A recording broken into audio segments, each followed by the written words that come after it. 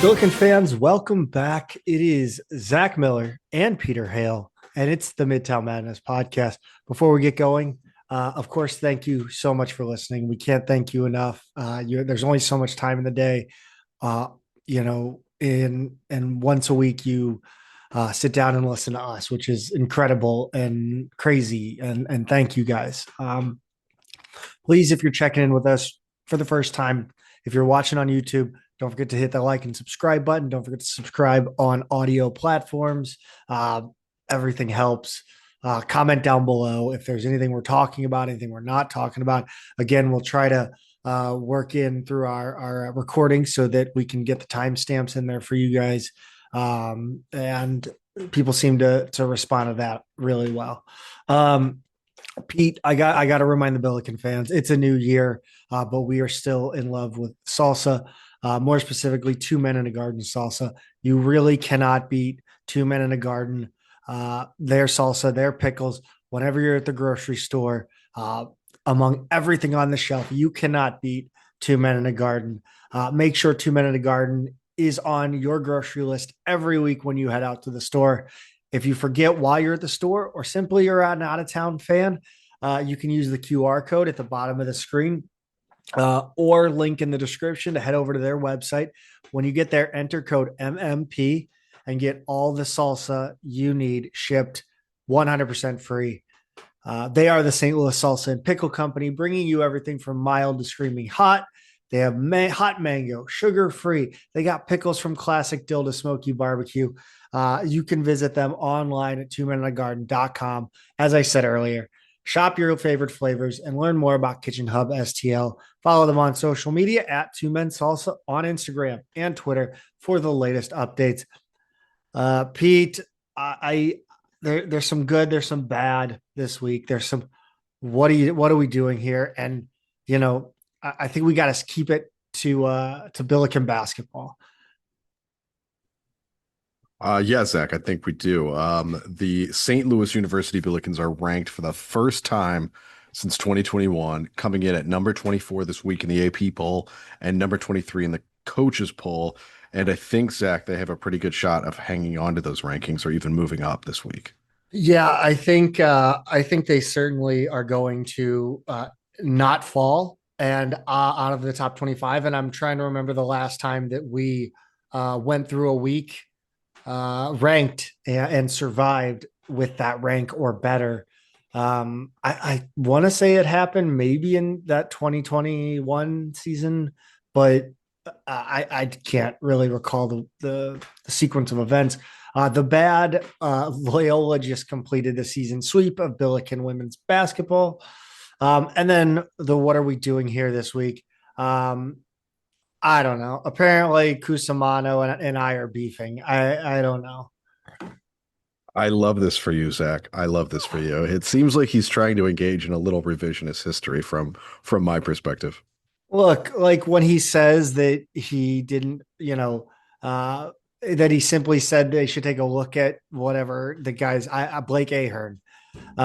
Yes, that's how he said it, but this was in the midst of heavy rumors and connections between St. Louis University and Josh Schertz. And, I just don't, I don't love casual. I love that casual St. Louis fans are joining the ranks. He said there are some casuals in the media or people in the media that, they like to think they know what they're talking about, but I don't know. Maybe I'm overthinking this. I don't think he has the best interest of the Billikens at heart. Yeah, Zach, not that he doesn't have good intentions. I just, right. I just don't think he's the person that should be making the waves. This is one of my least favorite things in like sports media conversation, right? Is that whole thing where they say so and so should be in the conversation or we should take a look at so and so. And sometimes it's just so dumb to me, right? Because like there are years in sports where like there is not a question who the MVP is, right? Or there's not a question of who's a first ballot Hall of Famer. And people will just say, well, so and so should be in the conversation. Why? Why? Why do you need to introduce something that doesn't need to be there, right? Like if SLU looks like the team that has the inside track on a coach like Josh Schertz, why are we talking about other names? Like this should have been our number one priority from the start. You knew it, I knew it. A huge cadre of St. Louis fans knew it. What are we doing here? Like we don't need to throw out names just because like they went to your high school and you're friends with them or whatever. Like grow up, don't just go with the obvious thing that you're supposed to do. And instead the trick of like so and so should be in the conversation. It's like just because you want to have a more complicated, boring conversation. Like no. Move on. It's like some sort of like paying respects to the local, people Yeah, in the, I don't know. it's It's a weird. weird, it's a weird mindset. But the Billikens are ranked for the first time since 2021 season. They spent 4 weeks in the poll. Was that in chronological? Like, was that in? Yeah, so I did look at this and they started at number 23 the week of January 4th. The following week they were at 24. The following week they went down to 25 and then they bounced up to number 22 the week of January 25th before losing. And so they didn't re-enter the poll after that. The season kind of went off the rails at that point. This was that pandemic shortened year where I think our final record was 14-7. But when we first entered the polls, I think we only had that one loss to like Minnesota, right? So we had some good wins, and it was a chaotic year, and there was constant like cancellations and reschedulings and things like that. But we did manage to sneak in for about 4 weeks and bounce around in the bottom five. All right, Pete, let's start this off. We have two guests this week, or at least we plan on having two guests. We've got one having connection issues right now, but we have that would be Pete. Who are our guests this week? We've got Liam for George Washington. We've got Drew for Dayton. They're both great guys, great guests. We're really excited for the games this week, and we think you'll really like these previews. They are going to be great. You will have to wait if for those. First up, we are going to talk about that Duquesne game Tuesday night, 81-77 win at Duquesne. And Pete, I feel like a lesser Billiken program would have faltered in this spot. Yeah, I absolutely agree with that, Zach. We've seen this one before. We've seen it go badly. They held on. I can't say it was pretty. I can't say it was thrilling to see that. I wasn't exactly happy after that game, but relieved. Really, really relieved that we hung on for that result. It was the first Billiken win as a ranked team since 2014 NC State in the NCAA tournament. But it did not have to be this dramatic. Yet it was unnerving. You watched this on tape delay, didn't you? I did. I was in Charlotte for work this past week, and we had a 3-4 hour dinner event kind of thing that I wound up missing the entire game live. Got back to my room and put it on, and I really had to be careful, right? Like to bring up the app and like not click on the scores. So I went right to watch, and I scrolled down and found the game. So I truly did watch this without knowing anything and didn't know the score or see anything. But one thing I could kind of see, Zach, is we had built a lead up, in the second half, like we'll get to. And based on the time that was left in the game, like on the game clock, but the time that was left in the video, I had a feeling something went wrong because I was like, it feels like for a game that's out of hand and that's got this much time left, there's too much time left in this video. Mhm. It took too long. It shouldn't Yeah. take this long. So I knew there was something. I knew there was something to be nervous about. That's a common thing that I get into because I'll watch the MASL indoor soccer on delay if I have nothing else. And on YouTube, the games will be way longer than I thought. It was like, oh yeah, it was like 5-1, and then they brought the goalie out and came all the way back because this happens every damn game. Um, but let's get to the basketball. Shirts was unhappy. He was displeased with this performance, and rightfully so. And I am sure he gave a nice talking to, a stern, a harshly worded post game speech. Yeah, he probably told them, guys, I'm not mad. I'm just disappointed, and Mm-hmm. that hurts most of all. But Yeah. what he told the ESPN Plus broadcast afterwards that I was watching, he said, "We did everything we could to snatch defeat from the jaws of victory. Too many fouls, too many breakdowns defensively. We were able to score, but Duquesne outplayed us for the 40 minutes. They were the more physical, more aggressive team. Probably deserved to win, but we were fortunate to come out here and grab one. Credit to them. They really controlled most of the last stretch. We'd get a lead, bump it up, and every time they'd rally. We were really poor the last 4 or 5 minutes of the game. Always good to learn from a win. We did some things well, but just not enough." Yeah, and I think I agree with Church there. Credit to Duquesne indeed. I thought they had a really good game plan. I thought they were super physical. They were I you can tell those guys have been rebounding against Stefan Bussell because they were incredibly just aggressive and physical, and they were going to knock us in the mouth and see how we responded. And the Billikens for I don't know, 36 minutes, responded pretty well. Now was the game everything we'd hoped for? Not even a little bit. But again, you're talking about an A10 game. You're talking about a road A10 game.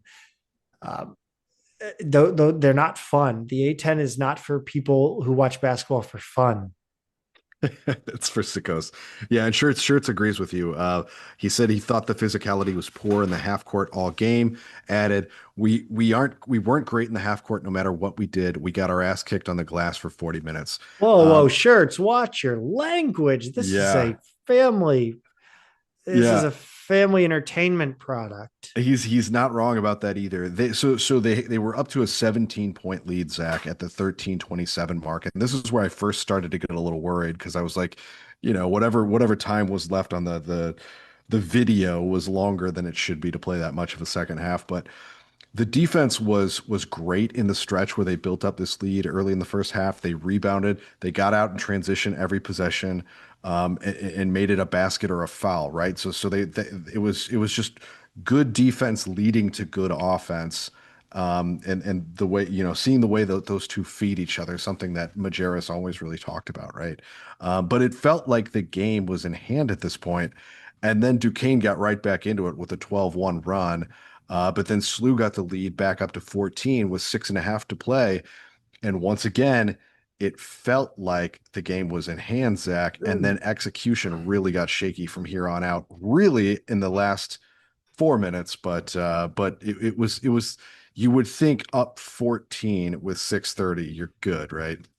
This game was the equivalent of a basketball slinky. It was just back and forth, back and forth. Like the Billikens would pull away, Duquesne would make a run, and Yep. I mean, it felt like a tale of two lineups. It was really, Billikens would extend the lead with one lineup in, and then the other lineup would come in, and Duquesne would close that gap. And I mean, just a tough night on the road in the A10. Yeah, it really was. Fouls, Stubborn ass turnovers, Duquesne. giving up offensive rebounds, missed front ends. It all haunted them down the stretch. It got to 78-77 with under a minute to go. I think 28 seconds. Brady Dunlap drew a foul on the inbounds, made both free throws. Jimmy Williams missed a three-pointer finally, and Dion Brown got fouled on the rebound. He made the second, after missing the first, to really make me sweat. I think I was, I was watching most of this laying in my hotel bed and was like jumped up like on my feet at this point. But luckily he made the second. The 81-77 margin stood. And circling back to the point on rebounding that Shirts was so unhappy about, Zach, SLU gave up 17 offensive rebounds, which I believe is a season high. Duquesne out rebounded the Bills 42-38 overall, and they gave themselves a 9 field goal attempt advantage because of those offensive rebounds. It was hard to watch at times. He, I think we also got to talk about the final play or one of the final plays. The Billikens are up 3. And of course, there is talk. Do the Billikens foul up 3? Mm. And they did not. And I was elated. Elated that they did not foul up 3. Elated. I think there was probably, if I remember correctly, too much time on the clock. At that point, I think it was long enough to where they didn't want to, right? Because they still would have another possession after that. So I think that was probably the thought there. But yeah, it worked out at the end. It wasn't pretty.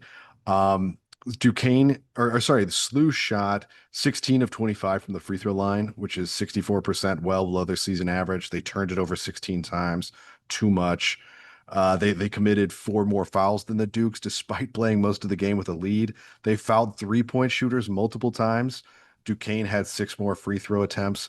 And I will say, Zach, some of it was the terrible officiating. There were a couple like true phantom foul calls in this game, like Oh, just non-events. But Duquesne got to shoot 31 free throws despite playing from behind. And that's really how teams are playing SLU closer than they should be, right? yeah. I thought there was, what was it? There was a Billiken who tried to split the defense. It was maybe McCautry, and then on the other end, a phantom Yeah, foul. I just Quentin Jones definitely. Jones had one where he was clubbed by multiple defenders going to the rim, and there was, I think, was that the one that they called not a shooting foul, even though he was going to the rim, yes, and then and and and then that he was the one on the next. I don't know if it was the next play, but it was on that same shift where someone was like beating him on defense, and he was just straight up. They went around him. He didn't make any physical contact at all, and they called a foul, a shooting foul. Just incredible, both ways for him. which game was it that people were wondering why it wasn't a shooting foul? Was it Bonaventure? It Yeah, I was think so. both, or was it in both games? I I think don't it was the know. Bonaventure game. Yeah, Okay, then I won't talk about it here. But anyway, this whole week had just ugly officiating. yeah. And the Bonaventure game, I mean, we'll get to it. It doesn't matter, but like, I mean, I just don't know what is happening with the officiating in this league. It is night in, night out. And not that I mean, again, we're winning, it doesn't matter, but it's just, it is what it is. What did you think of the actual like final, just like throwing the ball away, and just really doing everything we could to lose that game? Well, we can get to that final 11 possessions, right? Like, so I'll walk through these. Um, it was basically everything under the media timeout, the final media timeout of the game, right? 11 possessions, and they go like this: Avila turnover, Avila turnover, McCautry missed front end, McCautry missed front end, Avila turnover, Jones turnover. Jones draws a foul, makes one of 2 free throws. Dunlap fouls. That's the one where he pushed off on the inbounds. So foul turnover. Another Dunlap turnover. Then Dunlap draws a foul, makes both free throws, and then Brown makes one of 2 free throws. And that was our final 11 possessions of the game. And when that started, when that stretch started, I think we were up 8, right? So at that point, all you have to do is execute. Final media timeout, final segment of the game, 3.5 minutes. Just execute. You can't turn it over. You can't commit stupid fouls. You can't miss front ends. And they did all of that, Zach. They did all of that. In addition to just, I mean, letting Duquesne, I think, have 2 easy a time getting shots off at the basket. Luckily, Duquesne, to our benefit, only went, I think, two of their last I mean, nine. they were equally as awful. I could not Yeah, believe it. they made two of their final nine shots, and I think two of those misses were layups. So that helped, but it's really it's kind of lucky given that this is how the last 11 possessions went that we actually did come out of there with the win. It was, you know, it it didn't reach the kind of like, oh my god, this is actually going to happen that we saw with the SIUE game, but it was Yeah. vibes. It was similar vibes. Yeah, it really was. And it didn't help that they had one player going off, right? And that was Jimmy Williams. We got absolutely torched by him. There's always one guy from Duquesne who goes nuts against us, it feels like. Always one guy. Yeah, he had 28 on 11 of 22 shooting, 4 of 7 from three. He added 7 rebounds and 5 assists with no turnovers. I think statistically one of the best performances in the A10 this year. They went way under on a few ball screens in the second half, and he buried the shots. I know that we switch and go under, but we left him so open at a time when he was really feeling it that I don't really get it. I think at some point you have to adjust to that kind of hot hand, Zach. And we didn't really do that against Williams. But luckily, Terrence Ginyard was more pedestrian. I think we had maybe a better game plan for him. Let the number two guy burn us and not the number one guy, right? He scored 14. He only went 1 of 6 from three. It felt like we're just going to guard one guy or the other, but not both. So, those were the two I was kind of the most worried about. And I think overall they got the point production they would have wanted, but it wasn't from Ginyard. We talked about the rebounding in this one and the physicality and how much Duquesne just decided they were going to try to bully the Billikens around. And that was David Dixon and Jakob Natchez, who combined for 9 offensive boards.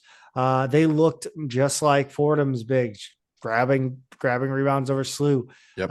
putting a body on the Billikens, doing anything you can to throw off, that Billiken rebounding.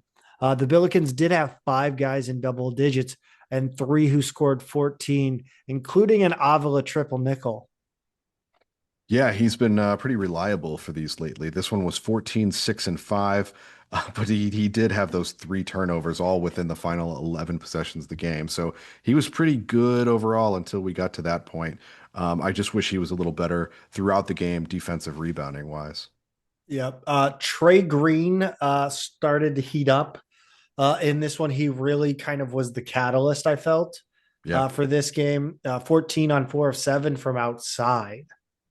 Yeah, the unfortunate part is that it was just contained to kind of a couple runs, right? Like all of his scoring was in, I think, like 2 clusters, and I think Slew, they did against Bonaventure, but they need to more consistently find a way to get him open throughout the game. But he added 3 rebounds, 3 assists, 4 steals, all huge, only 1 turnover. So I liked his game overall, but would like to see a better, performance across the entire game. That dude, Dion Brown, he was the other 14er, mostly inside. He had 6 rebounds. He did get in foul trouble again with 4. Brady Dunlap came in off the bench. He scored 11. I thought he was very good. I thought he was good in this one, but he was very good at the free throw line. 6 of 7, 1 of 4 Billikens with 3 turnovers. That was, again, sophomore. We have a lot of young contributors on this team, and I think a lot of people forget that.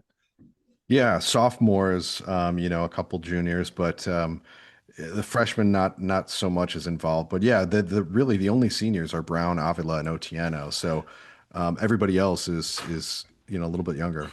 For that first half, man, like we talk about Trey Green going 4 of 7. That first half, it felt like a classic Billiken losing your shot night on the road. Yeah, we Is another night where the Billikens forget how to shoot the basketball.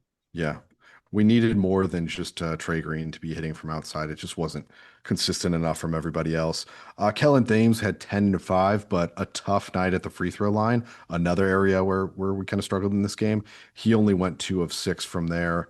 I think I'm fine if that's 4 of 6 from him, but not 2 of 6, right? Yeah. Hey, you know what? Like we got to clean up free throws. We just do. Yeah. They've trended the wrong way. It's not great. Some of that I think is who is shooting, but those guys got to be on top of it. McCautry, Thames. Speaking of McCautry, he had three very bad turnovers. He finished with 8 points, added 7 rebounds, 4 steals.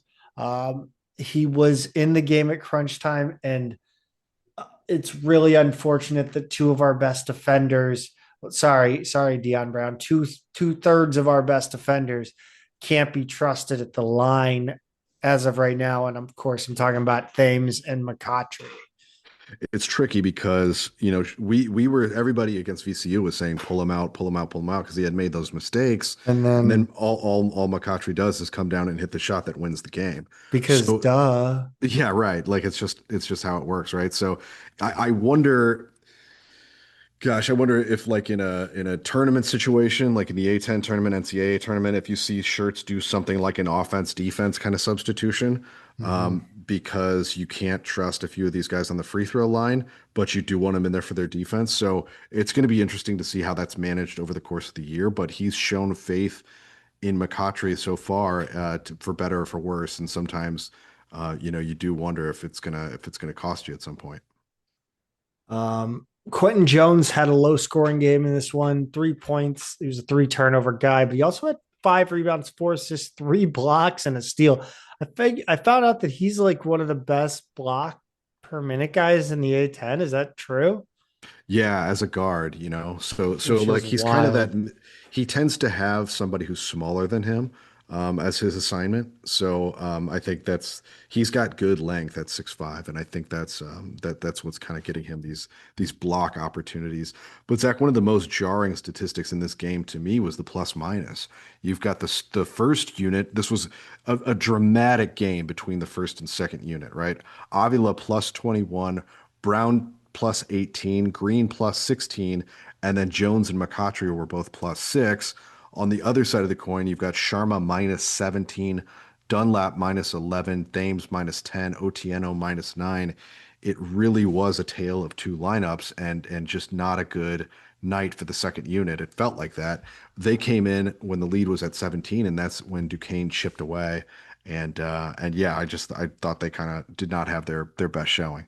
I can't wait for teams to start trying like to to stack their lineups with like the subs against the starters and the start. You know what I mean? Like you're Sure. coaching high school tennis and you're putting Yeah. the number one guy down at four and the four at the one, and uh, it's Yeah. weird. It was a tale of two lineups.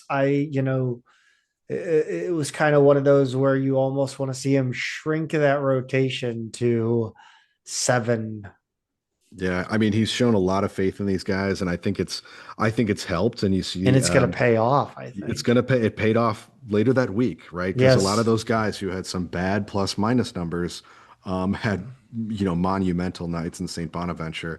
Do you think, Zach? I think so. One of the questions that came up is where's Trey Green down the stretch, right? Because it wasn't just purely your He starters was at that out point. of the game for a long stretches, wasn't he?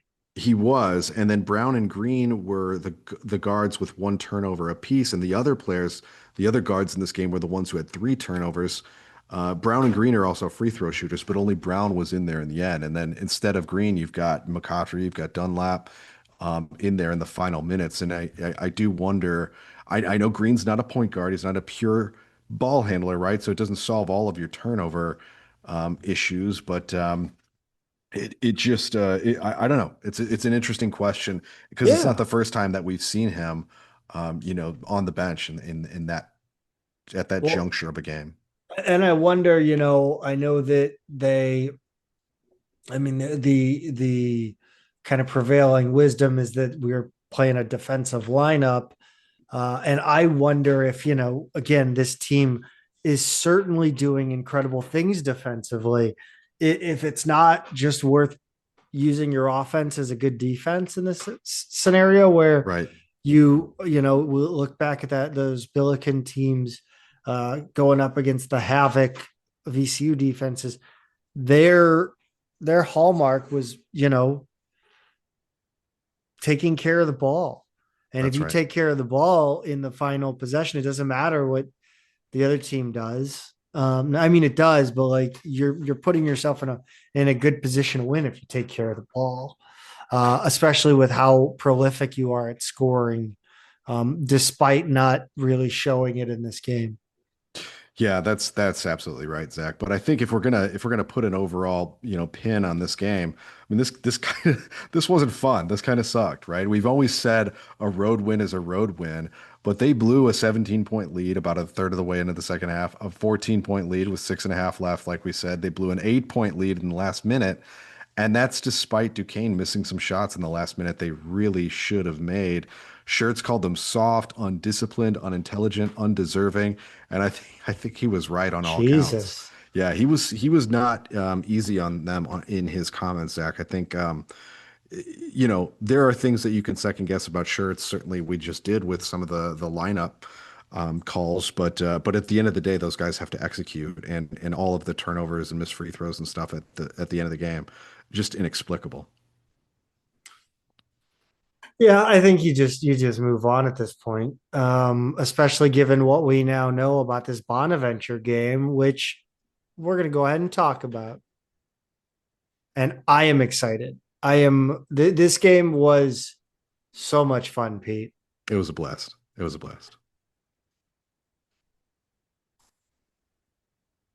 Pete, I said this on Twitter that the Bonaventure game was the best road shooting performance anecdotally in the history of me watching Billiken basketball. Yeah, this 97-62 win at Bonaventure, Zach, on Friday. That is how you respond after a Mm-hmm. bad performance. And there's question that I think it's a fair question. Was that the best half you've seen, period? There, it I, was brought up by Ross Chaffetz, yeah, yeah. and you know, look, I mean, that game against UW was special. Um, Yeah, man, that's tough. I don't know if I can. I don't know. I gotta let the recency bias wear off a little bit on this one. sure. I had a ton of fun. Shout out Michael Shirts watching this game. Um, I swear to God, every time the Billikens would hit a three, I just started laughing. Yeah, Like I was chuckling yeah. audibly. Same. Just I was scoffing. Both, I think both of my kids at various points of the half asked me what I was laughing at or why I was laughing. And I was like, because I'm having so much fun. I mean, it really was like when Sharma after hit, I think he had hit three or four threes when he had that steal, goes behind his back. Oh, You know where I'm going with this, just lobs it up in the general vicinity of Kellen Thames, who that was slams it home unbelievable. for an alley-oop. I'm off the couch. I'm laughing. My hands are up. I'm having a great time. My kids are just like, "What do you do? What's going on?" You're You know, dancing like you scored a touchdown in the 80s NFL. it was so fun. Zach Slew exploded for 58 first half points against the Bonnies, allowing just 26. The whiteout blizzard Bonaventure student promotion really it stopped snowing really quickly. It did the opposite of what the weather did here in St. Louis. That's right. That's absolutely right. It was deadly silent in that arena. It was, and I caught the best thing. If you watched that 4 minute like cinematic recap video that they released today as we record Sunday afternoon, the best thing, and I was going to comment on this. Somebody else did first, and I replied to the tweet like, "Yeah, I love this." Every time, because he was set up under the basket, right? So every time he'd kind of pan over to the side to catch like a shooter on the wing, which was usually Sharma, with every subsequent three-pointer, there were fewer fans in the stands behind him. And so by his like seventh and eighth threes, there's almost nobody left on that side of the arena. It was just like a hilarious little detail that like you couldn't have written any better. It's like every time Sharma hits a three, more people head for the exits. Just Uh, fantastic. Speaking of, I got to pull this up. Pete, this is my favorite picture from the game. The one Yeah. that's being used on the Billiken website. Look at gentlemen here. The older gentleman who is reaching out He toward, wants some of the aura. He's aura. He's a succubus of aura. yes, is it that? Is he trying to foul Sharma? I don't know what he's, I mean, like the way he's reaching out there, it's like he's trying to get involved in the play. I know he's desperately like, I think he's telling Grahovic, like, get a hand on this. This guy, love this one. This Oh yeah, gentleman, yeah, over on the looking left. up. Yep. Yeah. And then you've got Looks of inevitability. Yeah. this date going poorly here. The guy in the primo shirt. Yes. There's a guy sitting by himself in a gray hoodie. Oh, that's Uh, just he looks just like kind of down on his luck. apoplectic. This Yeah. guy's done watching. This guy's not even paying attention at this point. Yeah. Yeah, He he doesn't just care anymore. right. It's a good background. It's fantastic. I just enjoyed kind of looking past the game, Right. rewatching it and just watching the crowd. Yeah. That was quite fun for me. I thought, yeah, I just had to show that. No, I had to talk about that picture because I pulled up the box score earlier and I just Yeah. thought it was so funny, so much to like. Yeah. Um, like you said, the Billikens put on an offensive display in this one, but it started a little inauspicious on that first possession. And I thought the flashpoint for the Billiken takeoff in this game was actually before any points were scored, and that was Dion Brown. Dion Brown. One of the most baffling chase down blocks I have ever seen. I have no idea how this was a clean block, but somehow the man chased him down and rejected it. I couldn't believe what I saw. He's a dog. He's a dog. Defensively, he's just got to be a horrible guy to play against, right? Like you and I have commented how many fouls he's been racking up lately, but he's relentless, Zach. He's absolutely Mhm. relentless.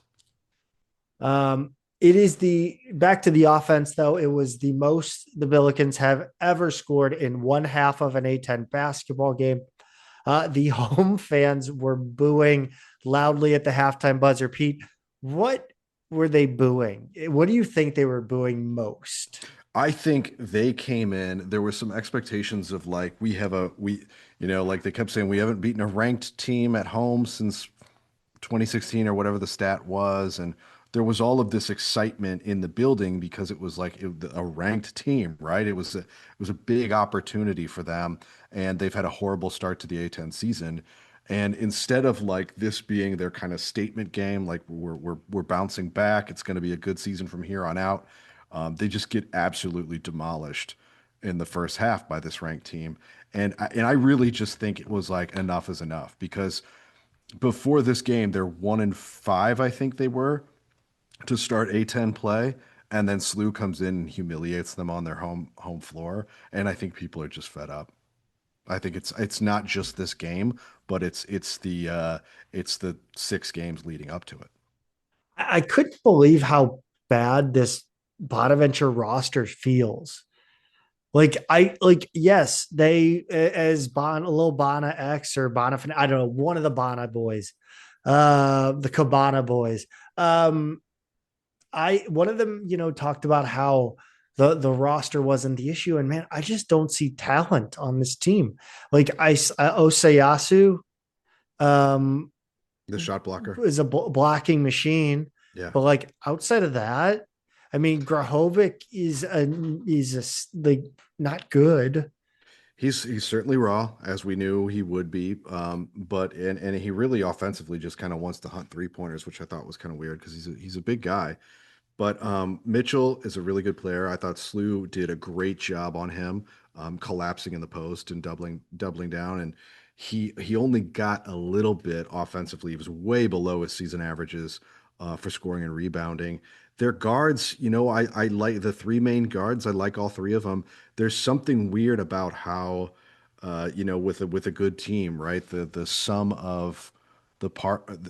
How does it go? The, the whole is The greater than whole the is sum greater of the than the sum of the parts. parts, but it's the opposite with them, right? I think the sum of the parts is greater than the whole. Like those are guys I do think who could go other places and kind of be successful or were successful at the places they came from. So it was a roster that I coming into this year was more bullish on that I thought Woj put together a roster that I think would allow Schmidt to go deeper, to play more looks, to have a little bit more depth than we're used to seeing from them, and that's just not borne out at all. I thought A- maybe after they went 11-2 in the non-conference, yeah, against a weak schedule, but I thought they would be fine in the A10. And that's an interesting dynamic too, is the Woj and Mark Schmidt thing where Yeah, who are they building this roster together? Is Schmidt building the roster and Woj is just kind of the business guy, the money man, the bag man? yeah, Is this a Woj built roster for Schmidt, like a pro style? And it seems like a lot of people are kind of brushing aside Woj and his role, like he's not the issue. yeah. I well, And I and I thought that was think interesting. well, the funny thing is with like Schmidt's been there for how long? Like he's in the high teens now in terms of how many years he's been there, right? So I think fans who are the things that are going wrong they see as deficiencies that they've seen before, right? Like so if there are weak points that they have known about Schmidt in the past, those feel amplified this season as the A10 part of the season has gone terribly, right? And Woj is so new that it's hard to put those things that they've seen before under Schmidt on Woj. So I think that kind of is part of it. It's just that history. It's not like they came in together, right? Like Schmidt was a new hire with Woj, and he's the GM and he's the head coach, and they work together. It's no, there's a long tenured coach who's been there for a long time, and a guy shows up and starts putting the rosters together for him, and this one's not working, and it's yeah, I don't know. It is interesting though how Woj doesn't seem to be taking the blame so far. Um, yeah, this game was crazy. The Billikens win the second half 39-36. It was a 35-point margin in the end. Ho hum. It is a record for an A10 game at SLU. They led by as much as 38, and that was not the only record to fall No, or be matched. or be matched, yeah. So SLU hit 19 3-pointers, which tied the program record for threes in a game, previously set against St. Joe's on New Year's Eve, but they did it in just 33 attempts. It How was how do wow. how do record books work? Does like I never considered the idea of shooting percentages when looking at a shooting record, Yeah. or like most threes in a game, most twos in a game, most free throws made in a game.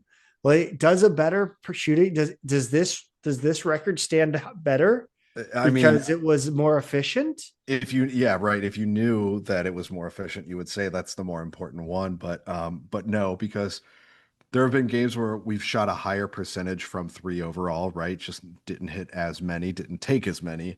And then, all this does is tie the raw number of threes made in a game. So no, So these will both go we're down not as tie. parsing down into the decimal No, places. no, there's not a Uh, tiebreaker. let's talk about the man of the hour in this one.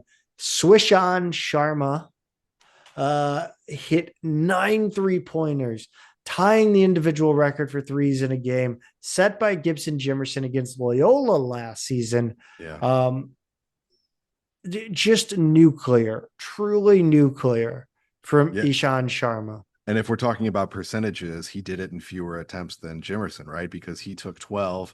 Jimerson shot You 17. know what? You know what? They did do this. Do you remember the home run chase? Sure.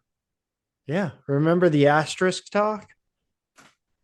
They were going to Well, talk about whether McGuire's record would have an asterisk because he played more games than Maris. They oh, talked about, hey, I'm just yeah, sure, saying sure, sure. this I know was a what you, yeah. discussion. I mean, those have asterisks for other reasons that are not games played, but yes, I know what you mean. Sharma was 9 of 12. You know, Jimerson was 9 of 17. But he was 10 of 14 overall. His 29 points, Zach, were by far a new career high, beating his previous mark of 16, which he has reached multiple times this season. He led SLU plus 30 for the game. He did it in just 24 minutes, adding 2 rebounds, 2 assists, 2 steals, and 2 fouls. Um, I thought though, Zach, his decision making really stood out in this game. Like every one of those threes, arguably except one that I thought may have been a little forced, was a good shot. He had other chances to shoot, and he either took it inside or passed. He had no turnovers. It was just an incredible performance from him, not just having a hot hand, but knowing when to shoot and when to pass up that shot. I got to admit, I was hoping he'd hit one more to give both Mhm. himself and SLU those records. But we got to the last media timeout, and Schertz put in the freshmen and walk-ons, so it wasn't meant to be. But wow, wow, wow, what a performance! An incredibly impressive and judicious performance Yeah, from Swish on. it's crazy to score 29 points, and I look at it and go, "Wow, he was really unselfish in this game. Like he just made the uh, right play." um, it wasn't just Sharma who was hot in this one. Trey Green went 5 of 10. He was fantastic in this one, except for maybe like two like ridiculous attempts. Yeah, but that's all right. I'll take 50% any day. He also played 24 minutes. He's just so tricky to guard, Zach. He has deep range. Obviously, he'll shoot Mm-hmm. from anywhere, but he has the little sidestep, right? Like so if you're just closing out on him, he sees that and he's not going to try and shoot over you. He's developed a thing where he wants to bounce to the left or to the right and shoot that way. And that just kind of gives him this other he's He's got more so much flow and bounce to him. that's Like right. he's just such a fluid player. Yeah, and they were already giving SLU too much room on the perimeter. He was happy to take advantage of it, but if he had anybody closing out, he just gave him a little half bounce to the right and boom. That's all he has to do. I thought Sharma's best three was the 2 man game with Otieno. Just Oh yeah. out Yeah, of yeah. just something that I remembered. Um, Fantastic. McCautry, I honestly sat down today to work on the notes, and I was like, well, McCautry, he didn't really do much in this game. But he 12 points. Yeah, he was the third leading scorer. 5 of 6 shooting from the field. He hit his only three, which is always a positive development. I like that from him, right? High efficiency, low attempts. I think that's the right spot for him from three. The problem is he went 1 for 5 from the free throw line. We want to see him clean that up a little bit. He had 4 rebounds, a steal, a block, a foul, a turnover. And I thought, Zach, the other thing he did was a really nice job of doubling Mitchell in the post. I kind of mentioned that earlier, but he was that player who was collapsing over to frustrate Mitchell, who averages 17 and 10, and he finished with 4 and 7 against SLU. McCautry was a big reason for that. Avila has he's basically a triple nickel every night at this point. Yeah. Yeah, it seems like it. Uh 9, 5, and 5 with a steal and a block in 22 minutes. Um, his numbers would be a bit better had a couple of foul calls gone his way. He does so many little things. I mean, he's just being the burden of scoring being lifted from his plate Yeah. has really, really just kind of opened him up to being a completely different weapon. He's leading us in 3-point percentage of all guys who shoot at volume, right? Otieno, I guess, is technically 67% on just a few attempts, but Put some respect on it. Robbie's shooting about 47% from three this year. And it's just because he doesn't have to force anything. He can just take the shots that are naturally there. He went 3 of 3 from outside in this game. He just does so many little things, Zach. He's a system monster.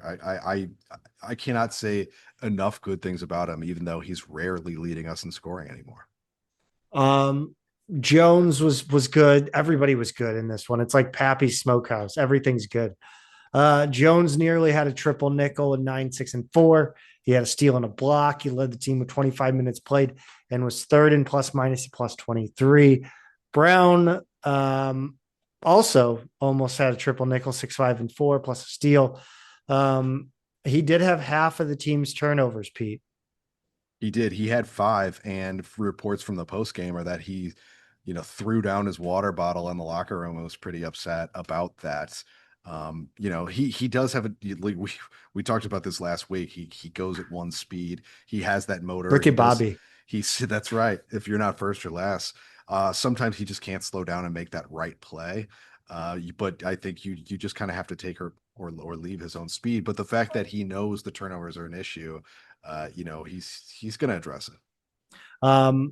You talked about having one speed and sometimes not being able to stop. Thames was a guy who showed he could put on the brakes as well as go for a flight, take flight.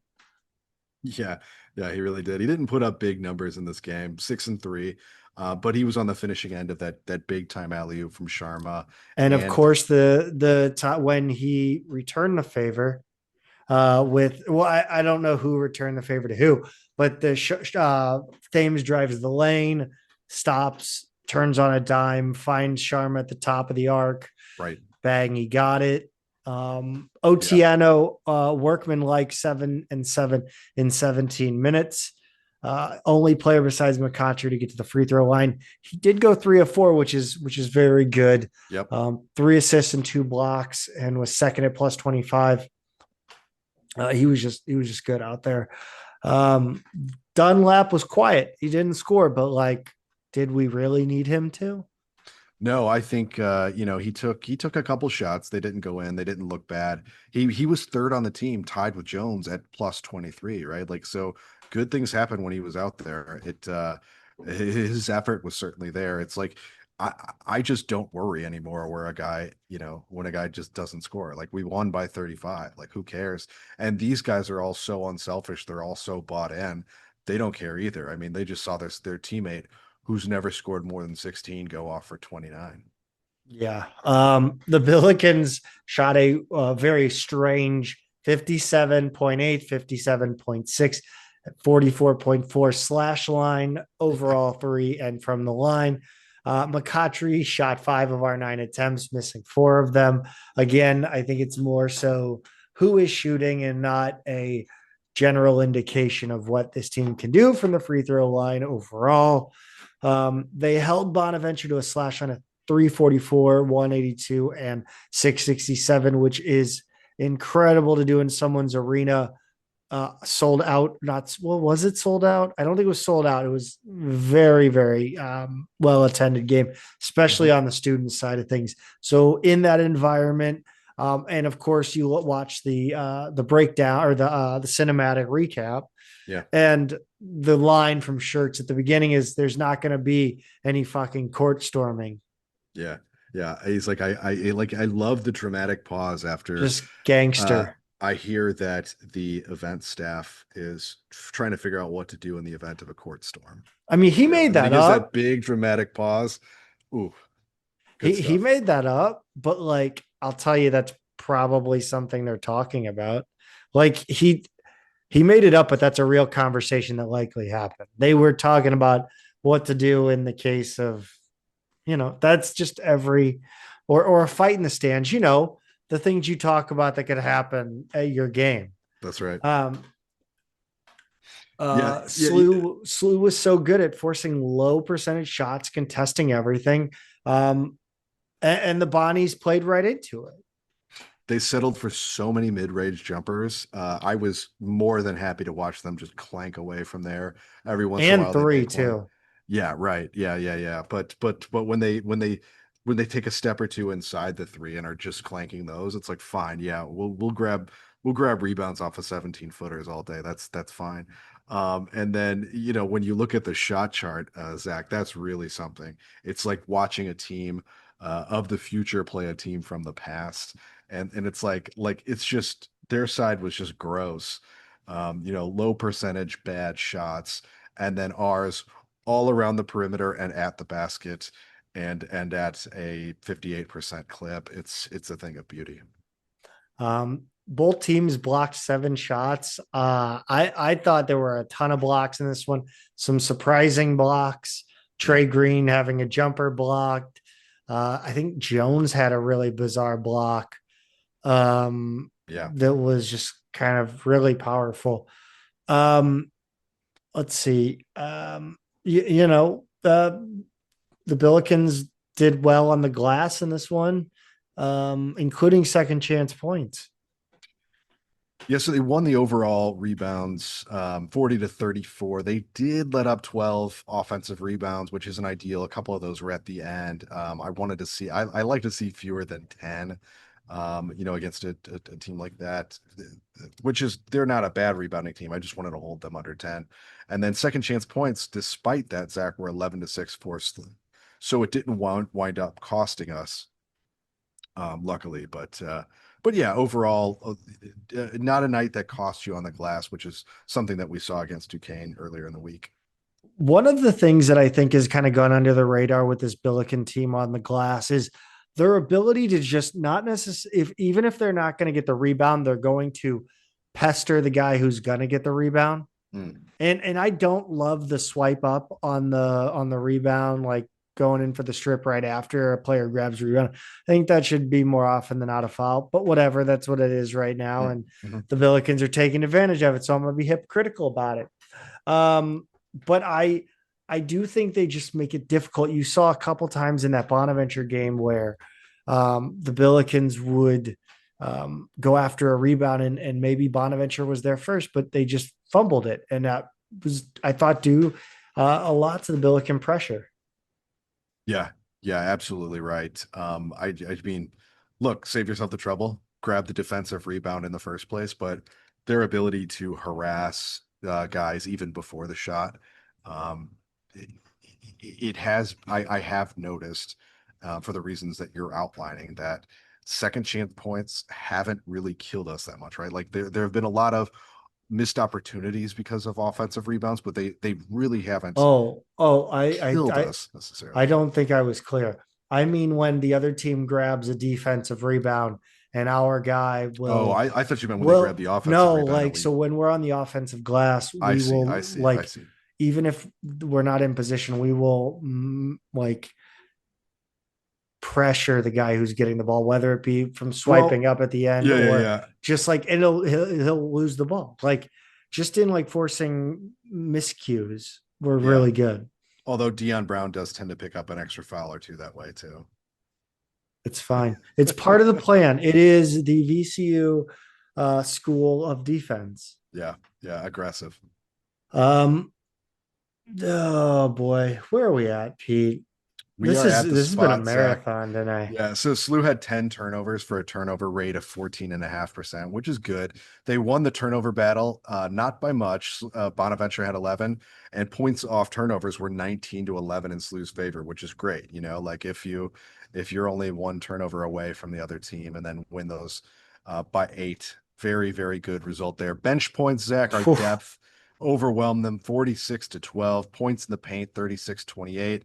I'll take it. Fast break points, 17 to 6. It always feels like more than it technically is.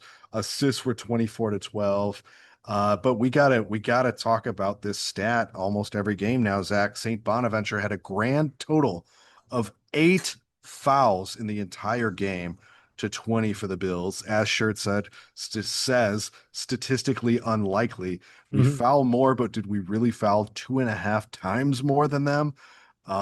This gave the Bonnies 24 free throw attempts to just 9 for SLU. Makes were 16 to 4. And once again, that disparity, it's going to be a problem someday against a better team. Yes, it will. The Billikens were 0-3 in Friday 10 games last season, 5-12 overall. In those heading into this one, this has not been a program that does well under the national spotlight. However, these last 2 games have certainly served to kind of reverse that narrative and Yeah. that history. This was the Billikens' third ever winner at St. Bonaventure, won by Cruz, won by Ford, now won by Shirts in his first visit there. Never forget that Shirts won the first game ever at Siegel Center in his first visit there. No, second. I don't know. It doesn't Second. matter. Doesn't matter. No, doesn't matter. The all-time series is 18-16 in the Billikens' favor, starting with that narrow win in the 2014 conference tournament. The Bonnies rattled off 9 straight wins against SLU. The Bills won 3 after that, lost the next 3, and now have won 5 in a row. Season winning streak is now at 13. The all-time record winning streak is 19. Set the 13-14 season. Overall record of 19-1 is tied for the best start in program history. Remember that 93-94 team was 19-1 before losing back-to-back games. The Billikens have a chance to make history this week.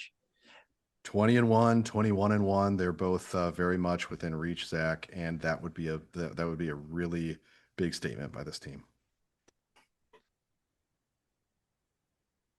All right, Pete, let's take it around the A10. And this is presented to you by Two Men in a Garden, isn't it, Pete? It sure is, Zach, and I'm glad it is because taco night tonight at my house was also presented by Two Men in a Garden. I am loving the salsa blend that I told you about a couple weeks ago. Fantastic stuff. It made for a perfect complement to our taco night. I certainly am thrilled to still have almost 2 jars of it left from my last order. And you guys you got to get out there and get on this stuff. twomeninthegarden.com. Use our shipping code MMP. It's so good. It's become my favorite salsa. Even when I tweak it my own way sometimes.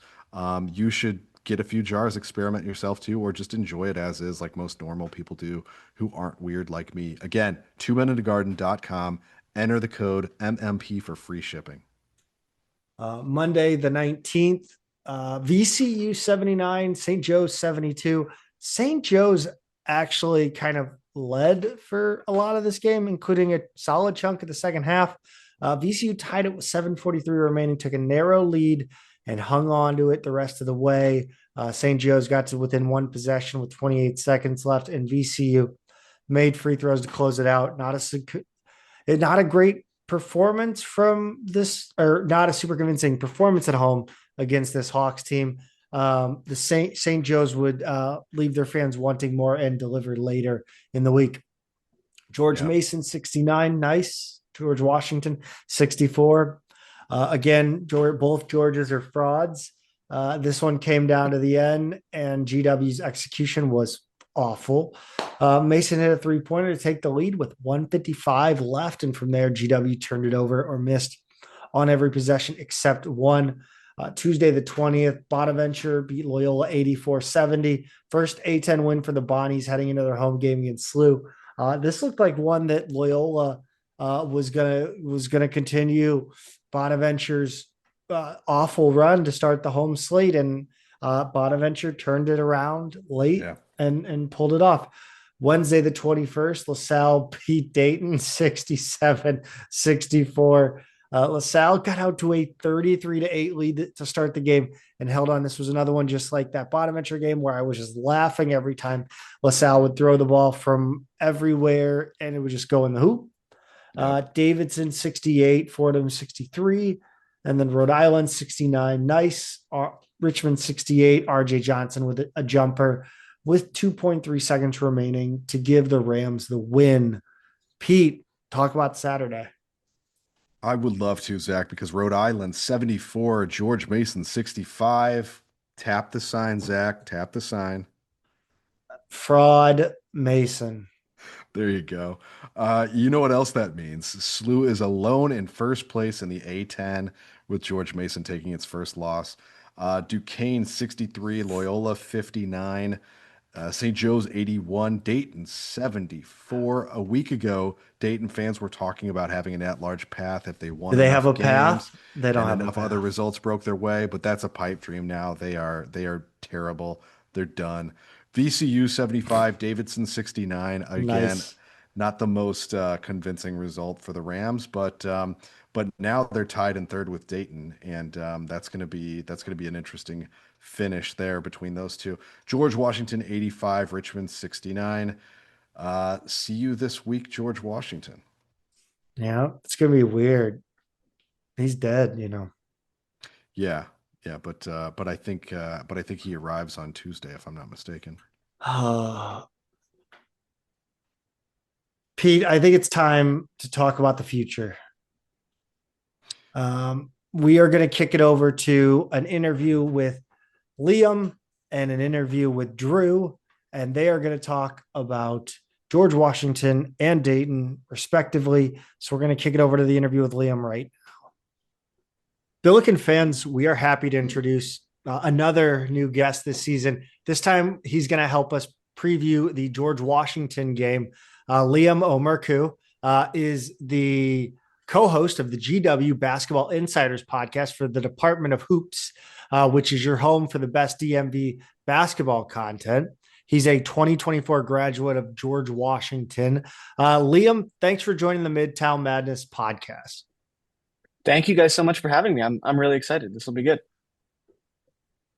I got to ask about the Revolutionaries as a nickname. Where do you stand on the what the hell happened? Like that's So there for years there was people that were saying that they needed to change the name Colonials for, whatever reason. I think there's some people that maybe had a misconception of what Colonials means. And the fact that colonial does not equal colonizer, but um there were a lot of, especially students that were upset about it. So a few years ago, they decided they actually announced that they were going to change it, and then they spent a year basically where they introduced various possibilities, and they basically spent a lot of money deciding what the new name would be, and they landed on Revolutionaries, which it's fine. Like my problem was I didn't think Colonials was a good nickname. Like I Mhm. thought like people had their issues with it, but I was just like I think it's kind of lame. Like I think we now have the opportunity to do something more fun. And Revolutionaries is fine. It's whatever. I was kind of hoping it would maybe be there was a possibility it was going to be Blue Fog because GW is in Foggy Bottom neighborhood in DC. So my philosophy was like, I think let's just get stupid with it. Like, it'll be memorable if it's Blue Fog or if it's, you know, the hippos. fog. Yeah, or the hippos there were other issues with. Apparently there were some student athletes that didn't want to be referred to as the hippos. Um Can't no, I'm imagine serious. why. No, No, I like can't. that's actually like part of the reason why they didn't go with the I hippos. think I think one of my first reactions was, "Are you going to put hippo across the chest of the softball pitcher?" Like, Yeah, it's yeah, I mean, like I would have been okay with Hippo, but I'm not the one that's wearing the jersey, so I guess I don't have as much of a say. But I actually it's funny because a year before GW changed their name, the Washington football team changed their name, and I think that George Washington Commanders would have been good, but obviously you couldn't do that because they Yeah, a year before that is pretty good made though. That would have been good. right, yeah, yeah. I So I never considered that. so Yeah, anyway, we kind of covered this as it was happening a couple of years ago, and yeah, like we brought up the issue with hippos because I know that there was a student group that liked that at the time and was pushing that. But to us, yeah, I tend to come down where you did is col colonials doesn't necessarily mean colonizers, and then revolutionaries is just kind of too similar to colonials, in my opinion. Like yeah. they're kind of doing the same thing, but It was just the most like in my mind, it was just the most milk toast yeah. nickname to be upset about, and just felt Yeah. like Well, those other there's ones. other schools that are, I mean, Robert Morris is still, they're still the Colonials. So, Hmm. there's a lot of people that have a lot of issues with this. I don't really care because I'm a newer GW fan, but a lot of these people that associate the good GW basketball memories with the name Colonials It were did pretty upset about it. it did coincide with a dip in GW basketball success. I mean, speaking of which, oh, well, actually, I'll let Pete ask a question, and then Yeah. I have a question just in general about the GW kind of I, basketball program and athletic department. I wanted to ask about your co-host, actually, David Korn. He has a big bachelor party for his brother this weekend. Is he stranded anywhere? Did he get snowed in? Are they maybe stranded at like an exotic locale and not able to make it home yet? So I wish I could tell you that he was, but the plan, as far as I knew, was so David currently is based in Boston. He's originally from Boston. And so the plan was to go to New York City for his brother's bachelor party. And then he said he wanted to be back. I believe he came back, or the plan was to come back early this morning. Um, so because he wanted to watch the Patriots AFC Championship game in Boston, rather than in New York. So as far as he told me earlier this week that I think he had a bus or something scheduled for pretty early this morning. But I don't know whether he made it or not. He's still, he's still alive because I was texting with him a few minutes ago. So that's encouraging. But I don't know is the answer. Ugh, the Patriots are going to the Super Bowl again. Ugh. I know. Wait a minute, hold Yeah. on. This could be the ultimate hate watch Super Bowl for St. Louis fans. Yeah, That's right. if Yeah. it's Ugh. Patriots Rams, like I don't think I could do it. You have to, because Bad Can they Bunny. can they both lose? Yeah, Yeah. I Just mean, tune in for the halftime show and yeah. then Sure. turn off the Commercials. I'll do the reverse. Yeah. Um, there's people that will do that. Anyway. yeah. So how are things health wise between like the athletic department and the basketball program and fans? Because it got weird for a hot minute with what's his ass Mike Lonergan Lonergan. was yeah. Yes. Um, so there was a few years where for anyone listening who doesn't know the story, there's a really good Deadspin article about it that sort of explains exactly what happened. Um, it was just a mess. There was a conflict between the AD and the coach, Mike Lonergan, that resulted in the coach then being fired. And like a few weeks before the season started, and this was at this point, this was 10 years ago. This was in 2016. And then the athletic director, um, it came out that he um it came out that he was like, you know, being weird and like doing weird sexual stuff and being a creep to some students and stuff. It was bad. It was overall bad. Like I said, the Deadspin article is very good and goes into detail about it. But after that happened, the athletic department was a mess for a few years. And I think right around the time that they were maybe gonna start figuring it out, COVID happened, and that messed it up a lot too.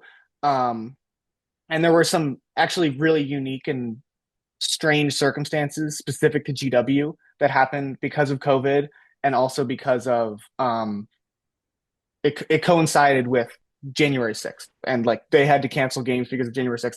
It was a mess, and the public health rules in DC were pretty much stricter than anywhere else in the country, so it really set them back a little bit. Um, since Chris Capito has been the coach, and this is his fourth year, things have been better. Last year, I believe, they actually hired a new AD. Um, so the previous AD was brought on after this whole scandal happened, and still had connections to some of the old decision makers and stuff in the GW athletic department. This new one is, and she left to, I don't even know what she's doing, but she left for some other gig. But the new one is different, and they seem to be on you know, the basketball program and the athletic department and the administration seem to be on the same page. There's a relatively new president who's on board, who's pretty supportive of the basketball program and all that stuff. So in the past year or two, you've seen basically since the new ID has come on, you've seen a, a larger commitment to basketball, both men's and women's basketball. The women's team has a new coach this year, but I think they'll be pretty good, and they're spending some money on both of them. Sort of money that's just never been spent on GW basketball before. So we'll see what happens. So flipping to this year's team, if there's one thing we know about this edition of George W. GW basketball, it's that they score a lot, right? Like there are some real similarities to SLU in that regard. They average 85 points a game. They've got five guys averaging double figures. They go pretty deep. No one plays more than 27 minutes. They're pretty efficient at a high volume inside and out. But what else can you tell us about them in terms of their style of play? Yeah, so I mean, like you said, it's actually really similar to SLU. They really prioritize these, like they prioritize shots close to the rim and they prioritize three pointers. Now St. Louis is just straight up better at it. Like they're just like a stronger team and able to, actually convert on these things more. GW has a bit of a bad habit where they'll have a game where they just can't hit a 3-pointer, and that kind of becomes a problem. But they're pretty deep. They're deeper than pretty much any GW basketball team I've seen before. And they have multiple players who can take over and win a game themselves, basically. Like you have Rafael Castro, who I think in my mind, it'll probably come down to Rafael Castro versus Robbie Avila for A10 Player of the Year, which is interesting. And then you have a player like Trey Dinkins, who on any given day can go out and hit 6 3-pointers and drag the team kicking and screaming to a victory. But yeah, and then they have various other players. Garrett Johnson, who you might know has a pretty impressive story. Had cancer for a little bit, and and then it was kind of struggling. It was but sort of a benign tumor in his hip. They had to shut him down 2 years ago, and then he came back, and in his first practice back last summer of 2024, he tore his ACL and was out for last year. So Yeah. he's a good player. There's still some lingering stuff with his hip. So there are some games when you can tell that he's just not at his best. He's not really able to move as well, but he's another player who kind of has the potential to win GW a game. So they're a very good team offensively. Defensively, not so much. They've kind of gotten a little better in recent games, but they haven't played it. Frankly, I don't think they've played an offense that's as good as St. Louis's. So I'm afraid they're going to get picked apart. So you mentioned a few players that I wanted to ask about. I want to start with Castro, and I'll circle back to Johnson, but obviously a contender for A10 Player of the Year. I think his counting stats are going to be a little stronger than Avila's, given that Avila's minutes have been decreased so much as we have a much deeper team this year. So it's going to be interesting to see how that goes, right? SLU fans definitely remember Castro from his dominant performance last season against us at the Smith Center. I was there. I remember that game very well. But it seems like he may be even better this season. Are we missing anything, or is he really that good? He's really that good. If you're nitpicking, the problem is, I mean, he gets to the line a decent amount. His free throw shooting. There was a George Mason game last year that he, with less than a second left, had 2 free throws in I believe it was a tied game, or maybe they were down 1 point, and he missed both free throws. So there are some issues with his free throw shooting, but he's very good. And he's actually, I think there's a consensus that maybe he should be playing a little bit more, because he's that good. He's so efficient, and if you look at his per 40 numbers and all this other stuff, he's very, very good. It was interesting, the Dayton game earlier this year, when Dayton was missing Amel Latong and Malcolm Thomas, which was okay, they don't have a center. They didn't have a player who was had played any sort of consistent minutes, who's over 6'6" or something like that. And he really struggled. So he's struggled a little bit when he's not basically getting the ball and going right up. Teams have had a little bit of success when they're able to double him and disrupt him a little bit. But he's a really fun player. He has a pretty unique skill set. He's very agile. He gets a lot of steals, sort of like a Hakeem Olajuwon thing.